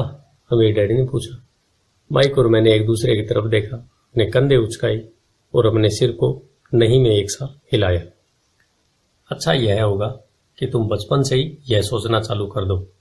तुम अगर जिंदगी के सबसे बड़े सबक को देख रहे हो, अगर तुम इस सबक को सीख लेते हो तो तुम बहुत ज्यादा आजादी और सुरक्षा भरी जिंदगी का सुख ले सकते हो। अगर तुम यह सबक नहीं सीख पाते हो तो तुम भी मिसेज मार्टिन और इस पार्क में खेल रहे ज्यादातर लोगों की तरह बन जाओगे। वे बहुत ज्यादा मेहनत करते हैं, परंतु उनके बदले में उन्हें बहुत कम पैसे मिलते हैं। वे नौकरी की सुरक्षा के मोह में फंसे रहते हैं। हर साल मिलने वाली 3 हफ्ते की छुट्टियां और 45 साल तक काम करते रहने के बाद मिलने वाली थोड़ी सी पेंशन का सपना देखते रहते हैं। अगर इस तरह की जिंदगी जीने में तुम्हें सुख मिलता है तो मैं तुम्हारी तनख्वाह बढ़ाकर 25 सेंट प्रति घंटे कर सकता हूं। परंतु ये लोग अच्छे लोग हैं और मेहनती भी हैं, फिर आप उनका मजाक क्यों उड़ा रहे हैं? मैंने पूछा। अमीर डैडी के चेहरे पर मुस्कान आ गई। मिसेज मार्टिन मेरे लिए माँ जैसी है। मैं इतना कठोर नहीं हो सकता कि उनका मजाक उड़ाऊं। यह कठोर लगता जरूर है क्योंकि मैं तुम दोनों के सामने स्थिति स्पष्ट करना चाहता हूं, और वह भी आसान शब्दों में। मैं तुम्हारे नजरियों को बड़ा करना चाहता हूं ताकि तुम कुछ आगे भी देख सको, दूर तक देख सको। ज्यादातर लोगों को आगे देखने का फायदा कई बार सिर्फ इसलिए नहीं मिल पाता क्योंकि उनके देखने का दायरा बहुत छोटा होता है। ज्यादातर लोग जिस जाल में फंसे हुए हैं वे उसे देख ही नहीं पाते। माइक और मैं वहां पर सोचते हुए बैठे रहे क्योंकि हम उनकी बातों का मतलब पूरी तरह से समझ नहीं सके थे। उनकी बातें सुनने में कठोर और कड़वी लग रही थी, परंतु हम यह भी जानते थे वे हमें कुछ सिखाने की काफी कोशिश कर रहे थे। मुस्कुराहट के साथ अमीर डैडी ने कहा, क्या 25 सेंट प्रति घंटे ऑफर अच्छा नहीं लगा? क्या इससे दिल की धड़कन तेज नहीं हुई? मैंने अपना सिर नहीं में हिलाया, जबकि असल में ऐसा ही हुआ था। 1 घंटे काम के बदले 25 सेंट मेरे हिसाब से बहुत बढ़िया सौदा था। अच्छा, मैं तुम्हें 1 घंटे के $1 दूंगा, अमीर डैडी ने शरारत भरी मुस्कुराहट के साथ कहा। अब मेरा दिल तूफान मेल की तरह दौड़ रहा था। मेरा दिमाग चीख चीख कर कह रहा था, इनकी बात मान लो, मान लो। मुझे अपने कानों पर भरोसा नहीं हो रहा था, परंतु फिर भी मैं चुप था। अच्छा, $2 प्रति घंटे? मुझे ऐसा लगा जैसे मेरे छोटे से 9 साल पुराने दिमाग में किसी ने बम फोड़ दिया हो। 1956 में $2 प्रति घंटे की कमाई मुझे दुनिया का सबसे अमीर बच्चा बना देती। मैं इतना सारा पैसा कमाने की कल्पना भी नहीं कर सकता था। मैं हाँ कहना चाहता था। मैं सौदा पक्का करना चाहता था। मुझे नई साइकिल दिख रही थी, नए बेसबॉल के क्लब दिख रहे थे। मेरे पास कड़क नोट देखकर मेरे दोस्तों की जलन और तारीफ भी मुझे साफ दिख रही थी। सबसे बड़ी बात तो यह थी कि जिमी और उसके दोस्त मुझे फिर कभी गरीब नहीं कह सकते थे, परंतु किसी वजह से मैं खामोश खड़ा रहा। हो सकता है कि मेरे दिमाग में गर्मी बढ़ जाने के कारण फ्यूज उड़ गया हो, परंतु मन ही मन $2 प्रति घंटे का ऑफर मानने के लिए बेताब था। आइसक्रीम पिघल चुकी थी और मेरे हाथ पर बह रही थी। आइसक्रीम की डंडी खाली थी, जिसके नीचे वनीला और चॉकलेट के टुकड़े थे, जिनके मजे चिंटियां ले रही थी। अमीर डैडी हम दोनों बच्चों को देख रहे थे, जो आंखें फाड़कर और खाली दिमाग से उन्हें घूर रहे थे। उन्हें मालूम था कि वे हमारी परीक्षा ले रही है, और वे यह भी जानते थे कि हमारे दिल का एक कोना उस ऑफर को मानने के लिए बेताब हो रहा था। वे जानते थे कि हर व्यक्ति की आत्मा का एक हिस्सा कमजोर और जरूरतमंद होता है, जिसे खरीदा जा सकता है, और वे यह भी जानते थे कि हर व्यक्ति की आत्मा का एक हिस्सा मजबूत दृढ़ निश्चयी होता है, जिसे कभी नहीं खरीदा जा सकता। असली सवाल यह था कि इनमें से कौन सा हिस्सा ज्यादा ताकतवर है। उन्होंने अपनी जिंदगी में हजारों लोगों की परीक्षा ली थी। जब वे नौकरी मांगने के लिए आए लोगों का इंटरव्यू लेते थे तो वे हर बार आत्माओं की परीक्षा लेते थे। अच्छा, $5 प्रति घंटे? अचानक मेरे अंदर शांति छा गई। कुछ था जो बदल गया था। ऑफर बहुत ही बड़ा था और मूर्खतापूर्ण लग रहा था। 1956 में गिने चुने वयस्कों को $5 प्रति घंटे से ज्यादा मिलता होगा। लालच खत्म हो गया था और इसकी जगह शांति ने ले ली थी। धीमे से मैं अपने बाईं तरफ खड़े माइक की तरफ मुड़ा। उसने मेरी तरफ देखा। मेरी आत्मा का जो हिस्सा कमजोर और जरूरतमंद था, वह खामोश हो चुका था। मेरा वह हिस्सा जिसे खरीदा नहीं जा सकता था वह आगे आ चुका था। मेरे दिमाग और आत्मा में पैसे को लेकर हुए इस युद्ध में शांति और विश्वास जीत चुके थे। मैं जानता था कि माइक भी उसी बिंदु पर पहुंच चुका था। अच्छा, अमीर डैडी ने धीमे से कहा, ज्यादातर लोगों की एक कीमत होती है और उनकी कीमत इसलिए होती है क्योंकि हम सभी में दो भावनाएं होती है, डर और लालच। पहले वो पैसे के बिना रहने के डर से कड़ी मेहनत करते हैं। इसके बाद जब हमें तनख्वाह मिलती है तो हमें लालच या इच्छा की भावना जाग जाती है। पैसे होने पर हम उन बढ़िया चीजों के बारे में सोचने पर मजबूर हो जाते हैं जो उस पैसे से खरीदी जा सकती है। इस तरह हमारी जिंदगी का एक पैटर्न बन जाता है। किस तरह का पैटर्न? मैंने पूछा। सुबह जागने, काम पर जाने, खर्च करने, सुबह उठने, काम पर जाने, खर्च करने। लोगों की जिंदगी हमेशा डर और लालच इन्हीं दो भावनाओं से चलती है। उन्हें अगर ज्यादा पैसा दे भी थे तो वे इसी पैटर्न पर चलकर अपना खर्च बढ़ा लेंगे। इसी पैटर्न को मैं चूहा दौड़ कहता हूं। क्या कोई दूसरा रास्ता भी है? माइक ने पूछा। हाँ, अमीर डैडी ने धीमे से कहा, परंतु इसे बहुत कम लोग खोज पाते हैं। और वह रास्ता क्या है? माइक ने पूछा। उसी रास्ते को तुम लोग काम करते हुए और मेरे हिसाब से सीखते हुए खोज लोगे। मैं यही उम्मीद करता हूं। इसी कारण मैंने तुम्हें पैसे देना बंद कर दिया। इस बारे में कोई संकेत तो दीजिए, माइक ने कहा। हम लोग मेहनत से काम करते करते थक चुके हैं, खासकर तब जब इसके बदले में कुछ नहीं मिल रहा हो। पहला कदम तो यह है कि तुम लोग सच बोलो, अमीर डैडी ने कहा। हम लोग झूठ नहीं बोल रहे हैं, मैंने कहा। मैंने कब कहा कि तुम लोग झूठ बोल रहे हो? मैं तो यह कह रहा हूं कि सच्ची बात कह देना चाहिए, अमीर डैडी ने जवाब दिया। किस बारे में? मैंने कहा, इस बारे में कि तुम लोगों को कैसा लग रहा है, अमीर डैडी ने कहा। तुम्हें यह किसी और से कहने की जरूरत नहीं है, सिर्फ अपने आप से सच बोलो। आपके कहने का मतलब यह है कि इस पार्क में मौजूद लोग, आपके लिए काम करने वाले लोग, ये सब लोग ऐसा नहीं करते। मुझे ऐसा ही लगता है, अमीर डैडी ने कहा। इसके बजाय उन्हें हमेशा पैसा नहीं होने का डर सताता रहता है। उस डर का सामना करने के बजाय, सोचने के बजाय लोग सिर्फ प्रतिक्रिया करते हैं। इस दौरान वे दिल से काम लेते हैं, दिमाग से नहीं। अमीर डैडी ने अपने सिर पर उंगली ठोकते हुए कहा। फिर उनके हाथ में कुछ पैसे आ जाते हैं और उनमें खुशी, इच्छा, लालच की भावना आ जाती है और एक बार फिर वे दिमाग से सोचने के बजाय दिल से काम करने लगते हैं। तो वे दिल से, अपनी भावनाओं से सोचते हैं, माइक ने कहा। बिल्कुल ठीक, अमीर डैडी ने कहा। वे इस बारे में सच नहीं बताते कि उन्हें कैसा लग रहा है। वे अपनी भावना से काम करते हैं और दिमाग से सोचने का कष्ट नहीं उठाते। उन्हें डर लगता है। वे नौकरी करने जाते हैं और आशा करते हैं कि ज्यादा पैसे आने से उनका डर दूर हो जाएगा, परंतु ऐसा नहीं होता है। वही पुराना डर उन्हें फिर से सताने लगता है। वे फिर से नौकरी करने जाते हैं और फिर आशा करते हैं कि पैसा उनके डर को कम कर देगा, परंतु ऐसा नहीं होता। डर के ही कारण वे नौकरी के जाल में फंसे रहते हैं। पैसा कमाते हैं, काम करते हैं, पैसा कमाते हैं और आशा करते हैं कि डर से उनका पीछा छूट जाएगा, परंतु हर रोज जब वे उठते हैं तो उनका पुराना डर भी उनके साथ उठता है। वही पुराना डर करोड़ों लोगों को रात भर जगाता है और उनकी रात बहुत चिंता और परेशानी से गुजरती है। इसलिए वे उठते हैं, काम पर जाते हैं और यह आशा करते हैं कि तनख्वाह के चेक से उनके दिल को कुतरने वाले इस डर को वे मौत के घाट उतार देंगे। सच बात तो यह है कि पैसा उनकी जिंदगी को चला रहा है, परंतु वे इस बारे में कभी सच नहीं बोलते। पैसे ने उनकी भावनाओं पर कब्जा कर लिया है और उनकी आत्माओं पर भी। यह कहकर अमीर डैडी खामोश हो गए ताकि उनके शब्दों में छुपा संदेश हमारे अंदर चला जाए। माइक और मैंने उनकी बातें सुनी थी, परंतु हम उनका मतलब पूरी तरह समझ नहीं पाए थे। मुझे अक्सर यह हैरानी होती है कि लोगों को ऑफिस जाने की इतनी जल्दी क्यों होती है। उन्हें अपनी नौकरी में खास मजा नहीं आता था और वे कभी खुश भी नहीं दिखते थे। फिर क्या वजह थी कि वे उन्हें जल्दी ऑफिस जाने के लिए प्रेरित करती थी। जब अमीर डैडी ने देख लिया कि हम जितना समझ सकते थे हमने उतना समझ लिया, तो उन्होंने आगे कहा, मैं यह चाहता हूं कि तुम लोग इस जाल से बचो। दरअसल मैं तुम्हें यही सिखाना चाहता हूं। मेरा मकसद सिर्फ अमीर बनना सिखाना नहीं है, अमीर बनने से समस्या नहीं सुलझेगी? मैंने आश्चर्य से पूछा। बिल्कुल नहीं। मुझे दूसरी भावना, इच्छा के बारे में अपनी बात पूरी करने दो। कुछ लोग इसे लालच कहते हैं, परंतु मैं इसे इच्छा कहना ज्यादा पसंद करता हूं। यह बुरा नहीं है कि हम किसी बेहतर, ज्यादा सुंदर, ज्यादा सुखद या रोमांचक चीज की इच्छा करें। लोग इच्छा की वजह से भी पैसे के लिए काम करते हैं।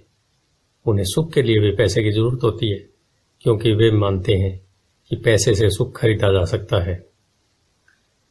परंतु पैसा जो खुशी देता है वह अक्सर पल भर की होती है। उन्हें ज्यादा खुशी, ज्यादा आनंद, ज्यादा आराम, ज्यादा सुरक्षा हासिल करने के लिए और ज्यादा पैसे की जरूरत होती है। इसलिए वे काम करते रहते हैं और यह सोचते रहते हैं कि पैसा डर और लालच से परेशान उनकी आत्माओं को शांत कर देगा। परंतु पैसा यह काम नहीं कर सकता। अमीर होने के बाद भी नहीं, माइक ने कहा। हाँ, अमीर होने के बाद भी नहीं। अमीर डैडी ने कहा, दरअसल बहुत से अमीर लोग इच्छा के कारण नहीं बल्कि डर के कारण अमीर होते हैं। वे सचमुच सोचते हैं कि दौलत हो तो पैसे न होने का डर, गरीब होने का डर खत्म हो जाता है। इसलिए वे ढेर सारी दौलत जमा कर लेते हैं और तब जाकर उन्हें पता चलता है कि उनका डर और बढ़ गया है। उन्हें अब इसके खोने की चिंता सताने लगी है। मैं ऐसे दोस्तों को जानता हूं जो बहुत सा पैसा होने के बाद भी काम में जुटे रहते हैं। मैं ऐसे लोगों को भी जानता हूं जिनके पास आज करोड़ों की दौलत है, परंतु वे आज उससे भी ज्यादा चिंतित और परेशान है जितने वे अपनी गरीबी के दिनों में थे। उन्हें इस बात का डर है कि वे अपनी सारी दौलत खो देंगे। अमीर बनने से पहले जो डर उन्हें सता रहे थे, वे अमीर बनने के बाद और भी बढ़ गए हैं। दरअसल उनकी आत्मा का कमजोर और जरूरतमंद हिस्सा अब और तेजी से चीख रहा है। वे अपने आलीशान बंगलों, शानदार कारों और उस ऐशो आराम की जिंदगी को खोना नहीं चाहते जो पैसे से खरीदी गई है। वे इसी चिंता में घुलते रहते हैं कि अगर वे कंगाल हो गई तो उनके दोस्त क्या कहेंगे। इसी चिंता की वजह से कई लोग तो न्यूरोटिक और कुंठित तक हो चुके हैं। हालांकि वे अमीर दिखते हैं और उनके पास पहले से ज्यादा पैसा है। तो क्या अमीर आदमी ज्यादा सुखी होता है? मैंने पूछा। नहीं, मेरे हिसाब से तो ऐसा नहीं आता, अमीर डैडी ने जवाब दिया। पैसे से दूर रहना भी उतना ही बड़ा पागलपन है जितना कि उसके पीछे भागना। उसी समय कस्बे का एक पागल हमारी मेज के पास से गुजरा और कूड़ेदान के पास रुककर उसने कुछ ढूंढने लगा, जैसे उसे किसी ने समझाकर भेजा हो। चर्चा के इस मोड़ पर हम तीनों उसकी हरकतों को दिलचस्पी के साथ देख रहे थे, जबकि इससे पहले हमने उसे नजरअंदाज कर दिया होता। अमीर डैडी ने अपने पर्स में से $1 निकाला और उस पागल बूढ़े को पास आने का इशारा किया। पैसा देखते ही वह तत्काल चला आया। उसने पैसे के लिए अमीर डैडी को ढेर सारी शुभकामनाएं दी और अपनी अच्छी किस्मत पर खुश होकर वह जल्दी से वहां से चला गया। इसमें और मेरे ज्यादातर कर्मचारियों में बहुत सा अंतर नहीं है, अमीर डैडी ने कहा। मैं ऐसे बहुत से लोगों से मिलता हूं जो कहते हैं, अरे मुझे पैसे में कोई रुचि नहीं है, फिर भी वे हर रोज 8 घंटे की नौकरी करते हैं। यह तो सच्चाई को नकारना है। अगर उन्हें पैसे में रुचि नहीं है तो वे नौकरी पर क्यों जाते हैं? इस तरह का चिंतन पागलपन का चिंतन है। उस कंजूसी भरे चिंतन से भी ज्यादा पागलपन का है जिसमें कोई अमीर पैसे पर कुंडली मारकर बैठ जाता है। जब मैं वहां अपने अमीर डैडी की बात सुन रहा था तब मेरे दिमाग में यह ख्याल आ जाता था कि मेरे गरीब डैडी 1000 बार कह चुके थे, मुझे पैसे में कोई रुचि नहीं है। वह ऐसा अक्सर कहा करते थे। वे खुद की असली भावनाओं को छुपाने के लिए हमेशा यह भी कहा करते थे, मैं इसलिए काम करता हूं क्योंकि मुझे अपना काम बहुत पसंद है। तो हमें क्या करना चाहिए? मैंने पूछा। यही कि हम पैसे के लिए काम नहीं करें जब तक कि हमारे मन से डर और लालच की भावनाएं पूरी तरह से निकल न जाए। उसमें तो बहुत समय बर्बाद हो जाएगा, अमीर डैडी ने कहा। भावनाओं के कारण ही तो हम इंसान हैं, इन्हीं के कारण हमारी हस्ती है। भावना शब्द का मतलब है चलायमान ऊर्जा। अपनी भावनाओं के बारे में ईमानदार रहो और अपने दिमाग और भावनाओं का इस्तेमाल अपने समर्थन में करो, न कि विरोध में। आह, माइक ने कहा। अगर तुम्हें मेरी बात समझ में नहीं आई हो तो इस बारे में चिंता मत करो, आगे आने वाले सालों में तुम्हें इसका मतलब समझ में आएगा। अपनी भावनाओं पर प्रतिक्रिया करने के बजाय उनका विश्लेषण करने की कोशिश करो। ज्यादातर लोग यह नहीं जानते कि वे अपने दिमाग से सोचने की बजाय अपने दिल की भावनाओं से सोचते हैं। आपकी भावनाएं तो आपकी रहेंगी ही, परंतु आपको अपने दिमाग से सोचना भी आना चाहिए, क्योंकि दिमाग को सोचने के लिए ही बनाया गया है। क्या आप मुझे इसका कोई उदाहरण दे सकते हैं? मैंने पूछा। नहीं। क्यों नहीं? अमीर डैडी ने जवाब दिया। जब कोई आदमी कहता है मुझे नौकरी खोजने की जरूरत है, तो इस बात की बहुत संभावना है कि उसकी भावनाएं फैसला कर रही है। इस विचार का असली कारण है पैसा न होने का डर। परंतु अपनी जिंदगी चलाने के लिए लोगों को पैसे की जरूरत तो पड़ती ही है। मैंने कहा, बिल्कुल पड़ती है। अमीर डैडी मुस्कुराई। मैं सिर्फ यह कह रहा हूं कि उनके डर के कारण उनके मन में यह विचार आता है। मैं समझ नहीं पाया। माइक ने कहा। अमीर डैडी ने कहा, अगर आपके मन में पैसे की कमी का डर जाग जाए तो तत्काल नौकरी ढूंढने के लिए दौड़ मत लगाइए, ताकि कुछ पैसों के सारे उस डर को मार दिया जाए। इसके बजाय आप खुद से यह सवाल पूछिए, क्या लंबे समय में इस डर का सबसे बढ़िया इलाज नौकरी है? मेरे ख्याल से इसका जवाब नहीं होता है, खासकर जब आप किसी आदमी की पूरी जिंदगी को देखते हैं। नौकरी दीर्घकालीन समस्या का अल्पकालीन समाधान है। परंतु मेरे डैडी हमेशा कहा करते हैं, स्कूल में पढ़ो, अच्छे नंबर लाओ, ताकि तुम्हें एक सुरक्षित और अच्छी नौकरी मिल सके। मैंने हड़बड़ी में बोल दिया, हाँ, मैं समझ सकता हूं कि वे ऐसा क्यों कहते हैं।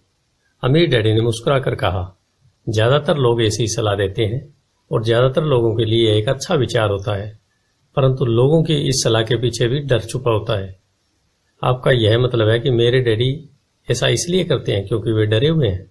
हाँ, अमीर डैडी ने कहा, वे घबराए हुए हैं कि शायद तुम पैसा नहीं कमा पाओगे और समाज में फिट नहीं हो पाओगे।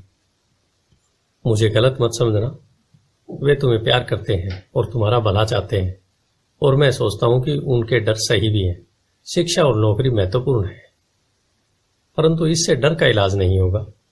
वही डर जो तुम्हें सुबह उठकर कुछ रुपए कमाने के लिए प्रेरित करता है, उसी डर के कारण वे स्कूल जाने पर इतना जोर देते हैं। तो आपकी सलाह क्या है? मैंने पूछा। मैं चाहता हूं कि तुम्हें पैसे की ताकत पर काबू पाना सिखाऊं। पैसे का डर तुम्हारे दिमाग से निकल जाना चाहिए, और यह स्कूल में नहीं सिखाया जाता। अगर तुम इसे नहीं सीखोगे तो तुम पैसे के गुलाम बन जाओगे। अब उनकी बातें मेरी समझ में आ रही थी। वे हमारे विचारों को ज्यादा व्यापक बनाना चाहते थे। वे चाहते थे कि जो मिसेज मार्टिन नहीं देख सकती थी, उनके कर्मचारी नहीं देख सकते थे, या मेरे डैडी तक नहीं देख सकते थे, वह देखने की योग्यता हम में आ जाए। उन्होंने जो उदाहरण दिए थे वे उस समय कठोर जरूर लग रहे थे, परंतु मैं उन्हें कभी नहीं भूला। मेरा नजरिया उस दिन बहुत बड़ा हो गया था जब मैं उस जाल को देख सकता था जो ज्यादातर लोगों के सामने बिछा होता है। देखो, आखिरकार हम सभी लोग एक कर्मचारी हैं। हम केवल अलग अलग स्तरों पर काम करते हैं, अमीर डैडी ने कहा। मैं तुम लोगों से बस यही कहना चाहता हूं कि तुम लोग इस जाल से बचे रहो। डर और लालच, इन दो फंदों से बचने वाले जाल से। इनका इस्तेमाल अपने समर्थन में करो, अपने विरोध में नहीं। मैं तुम लोगों को यह नहीं सिखाना चाहता कि ढेर सारा पैसा कैसे इकट्ठा कर लिया जाए। उससे डर या लालच को नहीं जीता जा सकता। अगर तुम्हें डर और लालच पर काबू पाना नहीं आता तो तुम चाहे कितने भी अमीर बन जाओ, असलियत में तुम एक बड़ी तनख्वाह पाने वाले गुलाम ही रहोगे। तो हम किस तरह से इस जाल से बच सकते हैं? मैंने पूछा। गरीबी या पैसे की तंगी का खास कारण डर और अज्ञान होता है, न कि अर्थव्यवस्था या सरकार या अमीर लोग। यह खुद का उड़ा हुआ डर या अज्ञान होता है जो लोगों को इस जाल में फंसाए रखता है। इसलिए तुम बच्चों को स्कूल जाना चाहिए और अपने कॉलेज की पढ़ाई पूरी करनी चाहिए। मैं तुम लोगों को यह जरूर सिखाऊंगा इस जाल से कैसे बचा जा सकता है। पहले के टुकड़े अब सामने आ चुके थे। मेरे पढ़े लिखे डैडी के पास बड़ी डिग्रियां थी और एक बढ़िया करियर था, परंतु स्कूल में उन्हें यह कभी नहीं सिखाया कि धन या आपके डर को किस तरह काबू में रखा जा सकता है। अब मैं समझ चुका था कि मैं अपने दो डैडियों से अलग अलग परंतु महत्वपूर्ण बातें सीख सकता हूं। तो आप पैसे न होने के डर के बारे में बात कर रहे थे। पैसे की इच्छा किस तरह हमारे सोच पर असर डालती है? माइक ने पूछा। तुम्हें तब कैसे महसूस हुआ जब मैंने तुम्हारी तनख्वाह बढ़ाने का लालच दिया था? क्या तुमने यह देखा था कि तुम्हारी इच्छाएं किस तरह बढ़ रही थी? हमने अपने सिर हामी में हिलाए, पर तुमने अपनी भावनाओं के सामने हार नहीं मानी और इस कारण तुम लोगों ने जल्दबाजी में काम नहीं लिया। इससे तुम्हें सोचने का वक्त मिल गया। यह सबसे महत्वपूर्ण है। हमें हमेशा डर और लालच की भावनाएं होती है। इसी क्षण से तुम लोगों के लिए यह सबसे महत्वपूर्ण है कि तुम इन भावनाओं का इस्तेमाल अपने समर्थन में करो और लंबे समय तक करते रहो। अपनी भावनाओं को अपने दिमाग पर हावी मत होने दो। इस तरह अपने विचारों को दूषित मत होने दो। ज्यादातर लोग डर और लालच का इस्तेमाल खुद के विरोध में करते हैं। यह अज्ञान की शुरुआत होती है। डर और इच्छा की भावनाओं के कारण ही ज्यादातर लोग तनख्वाह के चेक, तनख्वाह की बढ़ोतरी और नौकरी की सुरक्षा के पीछे भागते भागते अपनी पूरी जिंदगी निकाल देते हैं। असल में वे यह सोचते ही नहीं है कि भावनाओं के आधार पर बने हुए ये विचार उन्हें किस तरफ ले जा रहे हैं। यह तो वही बात हो गई जिसमें गाड़ी खींचने वाले गधे के सामने उसके मालिक गाजर लटकाई रखता है, जो उसकी नाक के ठीक सामने होती है। गधे का मालिक जहां जाना चाहता है वहां जाता है, परंतु गधा तो लालच के कारण भाग रहा है। कल गधे के लिए दूसरी गाजर आ जाएगी और गधा उसका पीछा करने लगेगा। आपके कहने का मतलब यह है कि जिस समय मैंने एक बेसबॉल ग्लव्स, कैंडी और खिलौनों के सपने देखना शुरू किया, उस समय मेरी हालत उस गधे की तरह हो गई थी जो गाजर के पीछे भागता है। माइक ने पूछा। हाँ, और उम्र के साथ साथ तुम्हारे खिलौने भी ज्यादा महंगे होते जाएंगे। अपने दोस्तों पर रोब झाड़ने के लिए नई कार, एक नाव और एक आलीशान घर। अमीर डैडी ने मुस्कुराकर कहा, डर आपको दरवाजे से बाहर धक्का देता है, इच्छा आपको अंदर बुलाती है, आपको चट्टानों की तरह ललचाती है। यही जाल है। तो इसकी काट क्या है? माइक ने पूछा। डर और इच्छा अज्ञान की वजह से बढ़ते हैं, इसलिए अमीर लोगों के पास जितना ज्यादा पैसा होता है उनका डर भी उतना ही ज्यादा बड़ा होता है। धन ही गाजर है, भ्रम है। अगर गधा पूरी तस्वीर देख सकता तो शायद वह गाजर का पीछा करने के अपने फैसले पर दोबारा सोचता। अमीर डैडी ने आगे यह समझाया कि आदमी की जिंदगी अज्ञान और ज्ञान के बीच होने वाला संघर्ष है। उन्होंने बताया कि एक बार कोई आदमी खुद के बारे में ज्ञान की खोज करना बंद कर देता है तो उसकी जिंदगी में अज्ञान घुस जाता है। यह संघर्ष हर पल होता है। इसलिए हमें यह फैसला करना है, यह सीखना है कि अपने दिमाग को खुला रखा जाए या इसे बंद कर लिया जाए। देखो, स्कूल बहुत बहुत ज्यादा महत्वपूर्ण है, पर आप स्कूल इसलिए जाते हैं ताकि आप वहां कोई कला या व्यवसाय सीख सकें और इस तरह से आप समाज में योगदान दे सकें। हर समाज में शिक्षकों, डॉक्टरों, मैकेनिकों, कलाकारों, रसोइयों, व्यवसायिक लोगों, पुलिस अफसरों, आग बुझाने वालों और सिपाहियों की जरूरत होती है। स्कूल उन्हें यह सब सिखाते हैं ताकि हमारा समाज विकसित हो सके और हमारी संस्कृति समृद्ध हो सके। अमीर डैडी ने कहा, दुर्भाग्य से कई लोगों के लिए स्कूल शिक्षा का अंत होना है, शुरुआत नहीं। एक लंबी खामोशी छाई रही। अमीर डैडी मुस्कुरा रहे थे। उस दिन उन्होंने जो कहा था वह पूरी तरह से समझ नहीं आया, परंतु ज्यादातर महान शिक्षकों के शब्द सालों तक हमें सिखाते रहते हैं। उनके शब्द इसी तरह से आज भी मेरे साथ हैं। मैं आज थोड़ा निर्मम हुआ। अमीर डैडी ने कहा, मैं एक वजह से निर्मम हुआ। मैं चाहता था कि तुम लोगों को आज की यह चर्चा हमेशा याद रहे। मैं चाहता हूं कि तुम लोग हमेशा मिसेज मार्टिन के बारे में सोचो। मैं चाहता हूं कि तुम लोग हमेशा उस गधे के बारे में सोचो। इन्हें कभी मत भूलना। अगर तुमने अपनी समझदारी से उन्हें काबू नहीं किया तो डर और लालच की तुम्हारी दोनों भावनाएं तुम्हें जिंदगी के सबसे बड़े जाल में फंसा सकती है। अपनी जिंदगी को डरते डरते गुजारना, अपने सपनों को पूरा न करना निर्ममता है। यह भी निर्ममता है कि पैसे के लिए कड़ी मेहनत की जाए और यह सोचा जाए कि पैसे से खरीदी गई चीजें सुख दे सकती है। बिल चुकाने के डर से घबराकर आधी रात को जागना जीने का एक भयानक तरीका है। तनख्वाह के हिसाब से जिंदगी जीना भी कोई जीना है। यह सोचना कि कोई नौकरी आपको सुरक्षा या एहसास दे सकती है, खुद से झूठ बोलना है। यह निर्ममता है और यही वह जाल है जिससे मैं तुम्हें बचाना चाहता हूं। मैंने देखा है कि पैसा किस तरह लोगों की जिंदगियों को चलाता है। ऐसा अपने साथ मत होने दो। भगवान के लिए पैसे को अपनी जिंदगी मत चलाने दो। हमारी मेज के नीचे सॉफ्ट बॉल आ गई। अमीर डैडी ने उसे उठाया और वापस खिलाड़ियों के पास फेंक दिया। तो अज्ञान का लालच और डर से क्या ताल्लुक है? मैंने पूछा। यह पैसे का अज्ञान ही है जिसकी वजह से इतना लालच और इतना डर पैदा होता है, अमीर डैडी ने कहा। मैं तुम्हें कुछ उदाहरण देता हूँ। एक डॉक्टर जो अपने परिवार को ज्यादा खुशी देना चाहता है, अपनी फीस बढ़ा देता है। उसकी फीस बढ़ने की वजह से स्वास्थ्य सुविधाएं हर एक के लिए महंगी हो जाती हैं। अब इससे गरीब लोगों को सबसे ज्यादा नुकसान पहुंचता है। इसलिए गरीब लोगों का स्वास्थ्य अमीर लोगों से ज्यादा बुरा होता है। अब चूंकि डॉक्टर ने अपनी फीस बढ़ा दी है, इसलिए वकील भी अपनी फीस बढ़ा देता है। चूंकि वकीलों ने अपनी फीस बढ़ा दी है, इसलिए स्कूल के टीचर भी अपनी तनख्वाह बढ़ाना चाहते हैं, जिसके कारण हमारा टैक्स बढ़ता है और यह सिलसिला अनंत काल तक यूं ही चलता रहता है। जल्द ही अमीर और गरीब लोगों के बीच इतना भयानक अंतर हो जाता है कि प्रलय आ जाएगा और एक दिन महान सभ्यता धराशायी हो जाएगी। महान सभ्यताएं तभी धराशायी हुई है जब अमीरों और गरीबों के बीच का फासला बहुत ज्यादा हो गया है। अमेरिका भी उसी रास्ते पर चल रहा है और इससे यह साबित होता है कि इतिहास अपने आप को दोहराता है, क्योंकि हम इतिहास से कुछ नहीं सीखते। हम केवल ऐतिहासिक तारीखें और नाम रटते हैं, उनके सबक को भूल जाते हैं। क्या कीमतें नहीं बढ़नी चाहिए? मैंने पूछा। अच्छी तरह से चल रही सरकार और एक शिक्षित समाज में तो नहीं, कीमतें दरअसल कम होनी चाहिए। जाहिर है कि ऐसा केवल सिद्धांत में ही हो सकता है। कीमतें अज्ञान से पैदा हुई लालच और डर के कारण बढ़ती है। अगर स्कूल में धन के बारे में सिखाया जाता तो लोगों के पास ज्यादा पैसा होता और बाजार की कीमतें भी कम होती, परंतु स्कूलों में सिर्फ पैसे के लिए काम करना सिखाया जाता है। पैसे की ताकत का इस्तेमाल नहीं सिखाया जाता। परंतु हमारे यहाँ बिजनेस स्कूल भी है। माइक ने पूछा, क्या आप मुझे अपनी मास्टर डिग्री के लिए बिजनेस स्कूल जाने के लिए प्रेरित नहीं कर रहे हैं? हाँ, अमीर डैडी ने कहा, परंतु अक्सर ऐसा होता है कि बिजनेस स्कूल ऐसे कर्मचारियों को प्रशिक्षित करते हैं जो परिष्कृत बीन काउंटर्स होते हैं। ईश्वर ही मालिक है।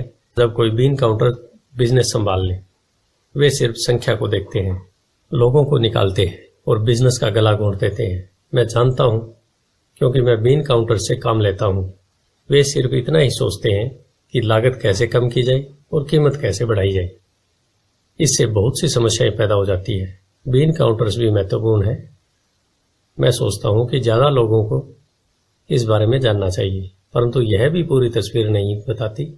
अमीर डैडी ने गुस्से से कहा। तो फिर क्या कोई इसका हल है? माइक ने कहा। हाँ, अमीर डैडी ने कहा, सोचने के लिए अपनी भावनाओं का इस्तेमाल करना सीखो। अपनी भावनाओं के बहाव में आकर मत सोचो। जब तुम लोग मुफ्त में काम करने के लिए तैयार हो गए थे, तो तुमने अपनी भावनाओं को काबू में रखना सीख लिया था। तभी मैं समझ गया था कि तुमसे उम्मीद की जा सकती है। जब मैंने तुम्हें ज्यादा तनख्वाह का लालच दिया, तब तुमने एक बार फिर भावनाओं की बात नहीं मानी। तुम ताकतवर भावनाओं के बावजूद सोचना सीख रहे हो। यह पहला कदम है। यह कदम इतना महत्वपूर्ण क्यों है? मैंने पूछा। यह तुम अपने आप जान पाओगे। अगर तुम सीखना ही चाहते हो तो मैं तुम लोगों को ब्राइन पैच में ले जाऊंगा। यह वह जगह है जिससे लोग बचते हैं। मैं तुम्हें उस जगह पर ले जाऊंगा जहां जाने से ज्यादातर लोगों को डर लगता है। अगर तुम मेरे साथ जाओगे तो तुम्हारे मन से पैसे के लिए काम करने का विचार निकल जाएगा। इसके बजाय तुम यह सीखोगे कि पैसे से कैसे काम लिया जाता है। और अगर हम आपके साथ जाते हैं तो हमें क्या मिलेगा? अगर हम आपसे सीखने के लिए तैयार होते हैं तो हमें क्या मिलेगा? मैंने पूछा। वही जो ब्रायर रैबिट को मिला था, अमीर डैडी ने कहा। टार बेबी से आजादी। क्या ऐसा कोई ब्रायर पैच होता है? मैंने पूछा। हाँ, अमीर डैडी ने कहा। डर और लालच ही ब्रायर पैच है। अपने डर से पीछा छुड़ाकर, अपने लालच का सामना करके, अपनी कमजोरियों और जरूरतों को पहचान कर ही हम बाहर निकलने के रास्ते तक पहुंचते हैं। और बाहर निकलने का रास्ता हमारे दिमाग से होकर गुजरता है। यही विचारों को चुनने से? माइक ने आश्चर्यचकित होकर पूछा। हाँ, इस विचार को चुनकर कि हम क्या सोचेंगे, बजाय इसके कि हम अपनी भावनाओं में बहकर लगातार प्रतिक्रिया करते रहें। सुबह उठने और काम पर जाने से ही आपकी समस्याएं नहीं सुलझ जाती, क्योंकि बिल चुकाने के लिए पर्याप्त पैसा न होने का डर आपको सताता रहेगा। सोचने से आपको एक खुद से सवाल पूछने का समय मिलता है। इस तरह का सवाल, क्या इस समस्या का सबसे बढ़िया समाधान इस पर और ज्यादा मेहनत करना है? ज्यादातर लोग इतनी बुरी तरह घबराए होते हैं कि वे खुद अपने आप को असली बात नहीं बताते कि डर हावी हो रहा है, और नतीजा यह निकलता है कि वे सोच ही नहीं पाते और इसकी बजाय दरवाजे से बाहर दौड़ लगा देते हैं। टार भी हावी हो जाती है। अपने विचार चुनने से मेरा यही मतलब था। पर हम ऐसा किस तरह करेंगे? माइक ने पूछा। यही तो मैं तुम्हें सिखाना चाहता हूं। मैं तुम्हें यह सिखाऊं। तुम्हारे पास चुनने के लिए विचारों के विकल्प होने चाहिए, ताकि तुम हड़बड़ी में काम करने से बच सको। जैसे अपनी सुबह की कॉफी पीकर दरवाजे से बाहर दौड़ लगाने की आदत से। मैंने तुमसे पहले कहा था, उसे याद रखो। नौकरी दीर्घकालीन समस्या का अल्पकालीन समाधान है। ज्यादातर लोगों के दिमाग में सिर्फ एक समस्या होती है, और यह थोड़े समय की होती है। यह समस्या होती है महीने के आखिर में चुकाए जाने वाले बिल, यानी टार बेबी। अब पैसा उनकी जिंदगी चलाता है, या मैं यह कहूं कि पैसे को लेकर उनका डर और अज्ञान उनकी जिंदगी चलाते हैं। तो वे वही करते हैं जो उनके माता पिता ने किया था। सुबह उठो और पैसे के लिए काम करो। वे इतना समय भी नहीं निकाल पाते कि यह सोच सकें क्या कोई दूसरा तरीका है। इस वक्त वे दिल से सोचते हैं, दिमाग से नहीं। दिल से सोचने और दिमाग से सोचने में क्या फर्क होता है? माइक ने पूछा।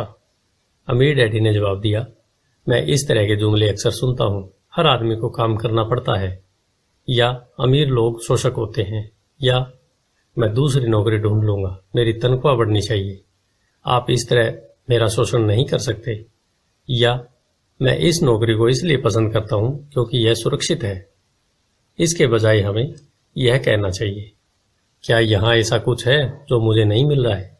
इस तरह भावना पर आधारित हमारे विचारों की जंजीर टूट जाएगी और हमें ज्यादा अच्छे तरीके से सोचने का मौका मिल जाएगा। मुझे मानना ही पड़ेगा कि मेरे लिए यह सबक एक महान सबक साबित हुआ। यह जानना कि कब कोई आदमी दिल से बोल रहा है और कब दिमाग से, किसके शब्दों में भावनाएं छुपी हुई है और किसके शब्दों में विचार। यह एक ऐसा सबक था जो जिंदगी भर मेरे काम आया, खास तौर पर तब जब मैं अपने दिल से यानी अपनी भावनाओं से बोल रहा था, न कि अपने विचारों या दिमाग से। जब हम स्टोर की तरफ मुड़े तो अमीर डैडी ने यह कहा कि अमीर लोग हकीकत में पैसा बनाते हैं, वे इसके लिए काम नहीं करते। उन्होंने यह भी बताया कि 5 सेंट के शीशे के सिक्के डालते समय जब माइक और मैं यह सोच रहे थे कि हम पैसा बना रहे थे, तो हमारे विचार उसी रास्ते पर चल रहे थे जिस पर अमीर लोग चलते हैं। दिक्कत सिर्फ इतनी थी कि हमारे लिए ऐसा करना गैर कानूनी था। सरकार और बैंकों के लिए ऐसा करना कानूनी था, परंतु हमारे लिए नहीं था।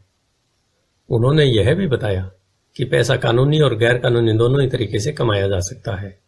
अमीर डैड ने बाद में हमें यह समझाया कि अमीर लोग जानते हैं कि धन एक भ्रम है, जो हकीकत में गधे के सामने लटकी गाजर की तरह होता है। धन के भ्रम के कारण जो डर और लालच पैदा होता है, उसकी वजह से ही अरबों खरबों लोग यह सोचते रहते हैं कि धन असली चीज है। धन दरअसल एक मायाजाल है। जनता के अज्ञान और भरोसे के भ्रम की वजह से ही ताश के पत्तों का यह महल खड़ा रह पाता है। सच कहा जाए तो गधे की गाजर धन से ज्यादा कीमती है, उन्होंने कहा। उन्होंने अमेरिका के गोल्ड स्टैंडर्ड के बारे में भी बात की और यह बताया कि हर डॉलर का नोट असल में चांदी का प्रमाण पत्र है। उन्हें इस अफवाह से चिंता हो रही थी कि किसी दिन हम लोग गोल्ड स्टैंडर्ड को छोड़ देंगे और हमारे डॉलर चांदी के प्रमाण पत्र नहीं रहेंगे। जब ऐसा होगा बच्चों, तो कयामत आ जाएगी। गरीब, मध्यम वर्गीय और नासमझ लोगों की जिंदगी सिर्फ इसलिए बर्बाद हो जाएगी क्योंकि वे यह भरोसा करते रहते हैं कि धन ही असली चीज है और वे जिस कंपनी के लिए काम करते हैं वह कंपनी या सरकार उनका ध्यान रखेगी। उनकी बातें उस दिन हमारी समझ में नहीं आ रही थी, परंतु सालों बाद जाकर मुझे यह समझ में आया कि यह बड़े पते की बात थी। जब वे अपने पिकअप ट्रक में चढ़े तो उन्होंने कहा, काम चालू रखो बच्चों, पर जितनी जल्दी तुम तनख्वाह की जरूरत को भूल जाओगे, तुम्हारी आगे की जिंदगी उतनी आसान होती जाएगी। अपने दिमाग का इस्तेमाल करो, मुफ्त में काम करो और जल्दी तुम्हारा दिमाग तुम्हें पैसे कमाने के दूसरे तरीके बता देगा। उन तरीकों से तुम इस नौकरी से ज्यादा पैसा कमा लोगे। तुम ऐसी चीजें देख पाओगे जो दूसरे लोग कभी नहीं देख पाते। मौके उनकी नाक के नीचे होते हैं, फिर भी ज्यादातर लोग इन मौकों को कभी नहीं देख पाते। इसका कारण यह है कि वे पैसे और सुरक्षा ढूंढते रहते हैं, इसलिए उन्हें यही मिलते हैं। जिस वक्त तुम एक मौका भांपने में कामयाब हो जाओगे, उसके बाद तुम जिंदगी भर मौका भांप सकते हो। जिस वक्त तुम ऐसा कर लोगे, मैं तुम लोगों को कुछ और बातें सिखाऊंगा। इस बात को ध्यान से समझ लो ताकि तुम जिंदगी के सबसे बड़े जाल से बच सको। वह टार बेबी तुम्हें कभी कभी नहीं छू पाएगी। माइक और मैंने स्टोर से अपनी चीजें उठाई और मिसेज मार्टिन से गुड बाई कहा। हम वापस पार्क गए, उसी पिकनिक बेंच पर बैठे और वहां घंटों तक सोचते रहे और बातें करते रहे। हमने अगला हफ्ता स्कूल में सोचते हुए और इसी बारे में बातें करते हुए बिताया। 2 सप्ताह तक हम लोग सोचते रहे, बातें करते रहे और मुफ्त में काम करते रहे। दूसरे शनिवार के आखिर में मैं मिसेज मार्टिन से दोबारा गुड बाई कर रहा था और कॉमिक बुक स्टैंडर्ड को ललचाई नजर से देख रहा था। हर शनिवार 30 सेंट नए मिलने से सबसे दुखद बात यह थी कि मेरे पास कॉमिक्स खरीदने के लिए बिल्कुल भी पैसे नहीं होते थे। अचानक जब मिसेज मार्टिन मुझे और माइक को गुड बाई कह रही थी, मैंने उन्हें एक ऐसा काम करते हुए देखा जो इससे पहले कभी नहीं देखा था। मेरा मतलब है, मैंने इसके पहले उन्हें ऐसा करते तो देखा था, पर उस तरफ ध्यान नहीं दिया था। मिसेज मार्टिन ने कॉमिक्स के पहले पेज को आधे में काटा और उसे संभालकर अपने पास रख लिया। बाकी की पुस्तक को उन्होंने एक बड़े से भूरे कार्डबोर्ड के बॉक्स में डाल दिया। जब मैंने उनसे पूछा कि वे इस कॉमिक्स का क्या करती है, तो उन्होंने कहा, मैं उन्हें फेंक देती हूँ। जब वह नई कॉमिक्स लाता है तो मैं ऊपर के आधे कवर को क्रेडिट के लिए कॉमिक्स बुक डिस्ट्रीब्यूटर को दे देती हूँ। वह 1 घंटे में आने वाला है। माइक और मैंने 1 घंटे तक इंतजार किया। जल्दी ही वह डिस्ट्रीब्यूटर वहां आया और मैंने उससे पूछा कि क्या हमें कॉमिक्स मिल सकती है। इस पर उसने जवाब दिया, आपको मिल सकती है अगर आप इस स्टोर में काम करते हैं और अगर आप यह वादा करें कि आप उसे दोबारा नहीं बेचेंगे। हमारी पार्टनरशिप एक बार फिर कायम हो गई। माइक की मम्मी ने बेसमेंट में हमें खाली कमरा दे दिया जो उनके किसी काम का नहीं था। हमने इसकी सफाई करके उसमें सैकड़ों कॉमिक्स जमा कर ली। जल्दी हमारी कॉमिक्स लाइब्रेरी जनता के लिए खोल दी गई। माइक की छोटी बहन को पढ़ने का बहुत शौक था, इसलिए हमने उसे अपना लाइब्रेरियन बना लिया। लाइब्रेरी में आने और कॉमिक्स पढ़ने के लिए हम हर बच्चे से 10 सेंट लेते थे। स्कूल खत्म होने के बाद हर दोपहर 2:30 से 4:30 तक लाइब्रेरी खुलती थी। पड़ोस के बहुत से बच्चे इसके ग्राहक बन गए थे और वे जितने कॉमिक्स पढ़ना चाहते थे 2 घंटे में पढ़ सकते थे। यह उनके लिए बहुत बढ़िया सौदा था, क्योंकि एक कॉमिक्स की कीमत 10 सेंट होती थी और 2 घंटे में वे 5 या 6 कॉमिक्स पढ़ लेते थे। माइक की बहन लौटते समय बच्चों की तलाशी लेती थी और यह देख लेती थी कि वे अपने कपड़ों में कॉमिक्स छुपाकर तो नहीं ले जा रहे हैं। वह इस बात का रिकॉर्ड भी रखती थी कि हर रोज कितने बच्चे आए, उनका नाम क्या था और उनके सुझाव क्या थे। माइक और मुझे 3 महीने तक हर हफ्ते $9.5 का औसत लाभ हुआ। हमने उसकी बहन को हर हफ्ते $1 का भुगतान किया और उसे मुफ्त में कॉमिक्स पढ़ने का फायदा भी दिया। हालांकि वह कॉमिक्स कभी कभार ही पढ़ती थी, क्योंकि वह हमेशा अपनी पढ़ाई में लगी रहती थी। माइक और मैं समझौते के मुताबिक हर शनिवार स्टोर में काम करते रहे। साथ ही हम अलग अलग दुकानों से कॉमिक्स इकट्ठी करते रहे। हमने वादे के मुताबिक कॉमिक्स नहीं बेचे। जब कोई कॉमिक्स फट जाती थी तो हम उसे जला देते थे। हमने इसकी एक शाखा खोलने की भी कोशिश की, परंतु हमें माइक की बहन की तरह मेहनती और भरोसेमंद लाइब्रेरियन नहीं मिला। बहुत कम उम्र में ही हमने यह जान लिया था कि अच्छे स्टाफ को खोजना कितना मुश्किल होता है। लाइब्रेरी खुलने के 3 महीने बाद हमारे लाइब्रेरी में एक समस्या आ गई। दूसरे मोहल्ले के कुछ गुंडे अंदर घुस आए और उन्होंने झगड़ना शुरू कर दिया। माइक के डैडी ने सुझाव दिया कि हम अपना यह कारोबार बंद कर दें। तो इस तरह हमारा कॉमिक्स का धंधा बंद हो गया और हमने कन्वीनियंस स्टोर पर हर शनिवार काम करना भी बंद कर दिया। फिर भी अमीर डैडी रोमांचित थे, क्योंकि उनके पास ऐसी बहुत सी नई बातें थी जो वे हमें सिखाना चाहते थे। वह खुश थे क्योंकि हमने उनकी पहले सबक को इतनी अच्छी तरह से सीख लिया था। हमने यह भी सीख लिया था कि पैसे से अपने लिए काम कैसे करवाया जाए। स्टोर में नौकरी के बदले में पैसा नहीं मिलता था, इसलिए हमें मजबूरन अपनी कल्पना शक्ति पर जोर डालना पड़ा ताकि हम पैसा कमाने का कोई दूसरा तरीका ढूंढ सके। कॉमिक्स लाइब्रेरी हमारा अपना व्यवसाय था। हमारा धन हमारे काबू में था और हम किसी मालिक के मोहताज नहीं थे। इसमें सबसे अच्छी बात यह थी कि हमारे व्यवसाय से हमें तब भी पैसा मिलता था जब हम वहां स्वयं मौजूद नहीं होते थे। उस समय हम पैसे के लिए काम नहीं करते थे, बल्कि हमारा पैसा हमारे लिए काम करता था। ज्यादा तनख्वाह देने की बजाय अमीर डैडी ने हमें इतनी बढ़िया नसीहत दे दी थी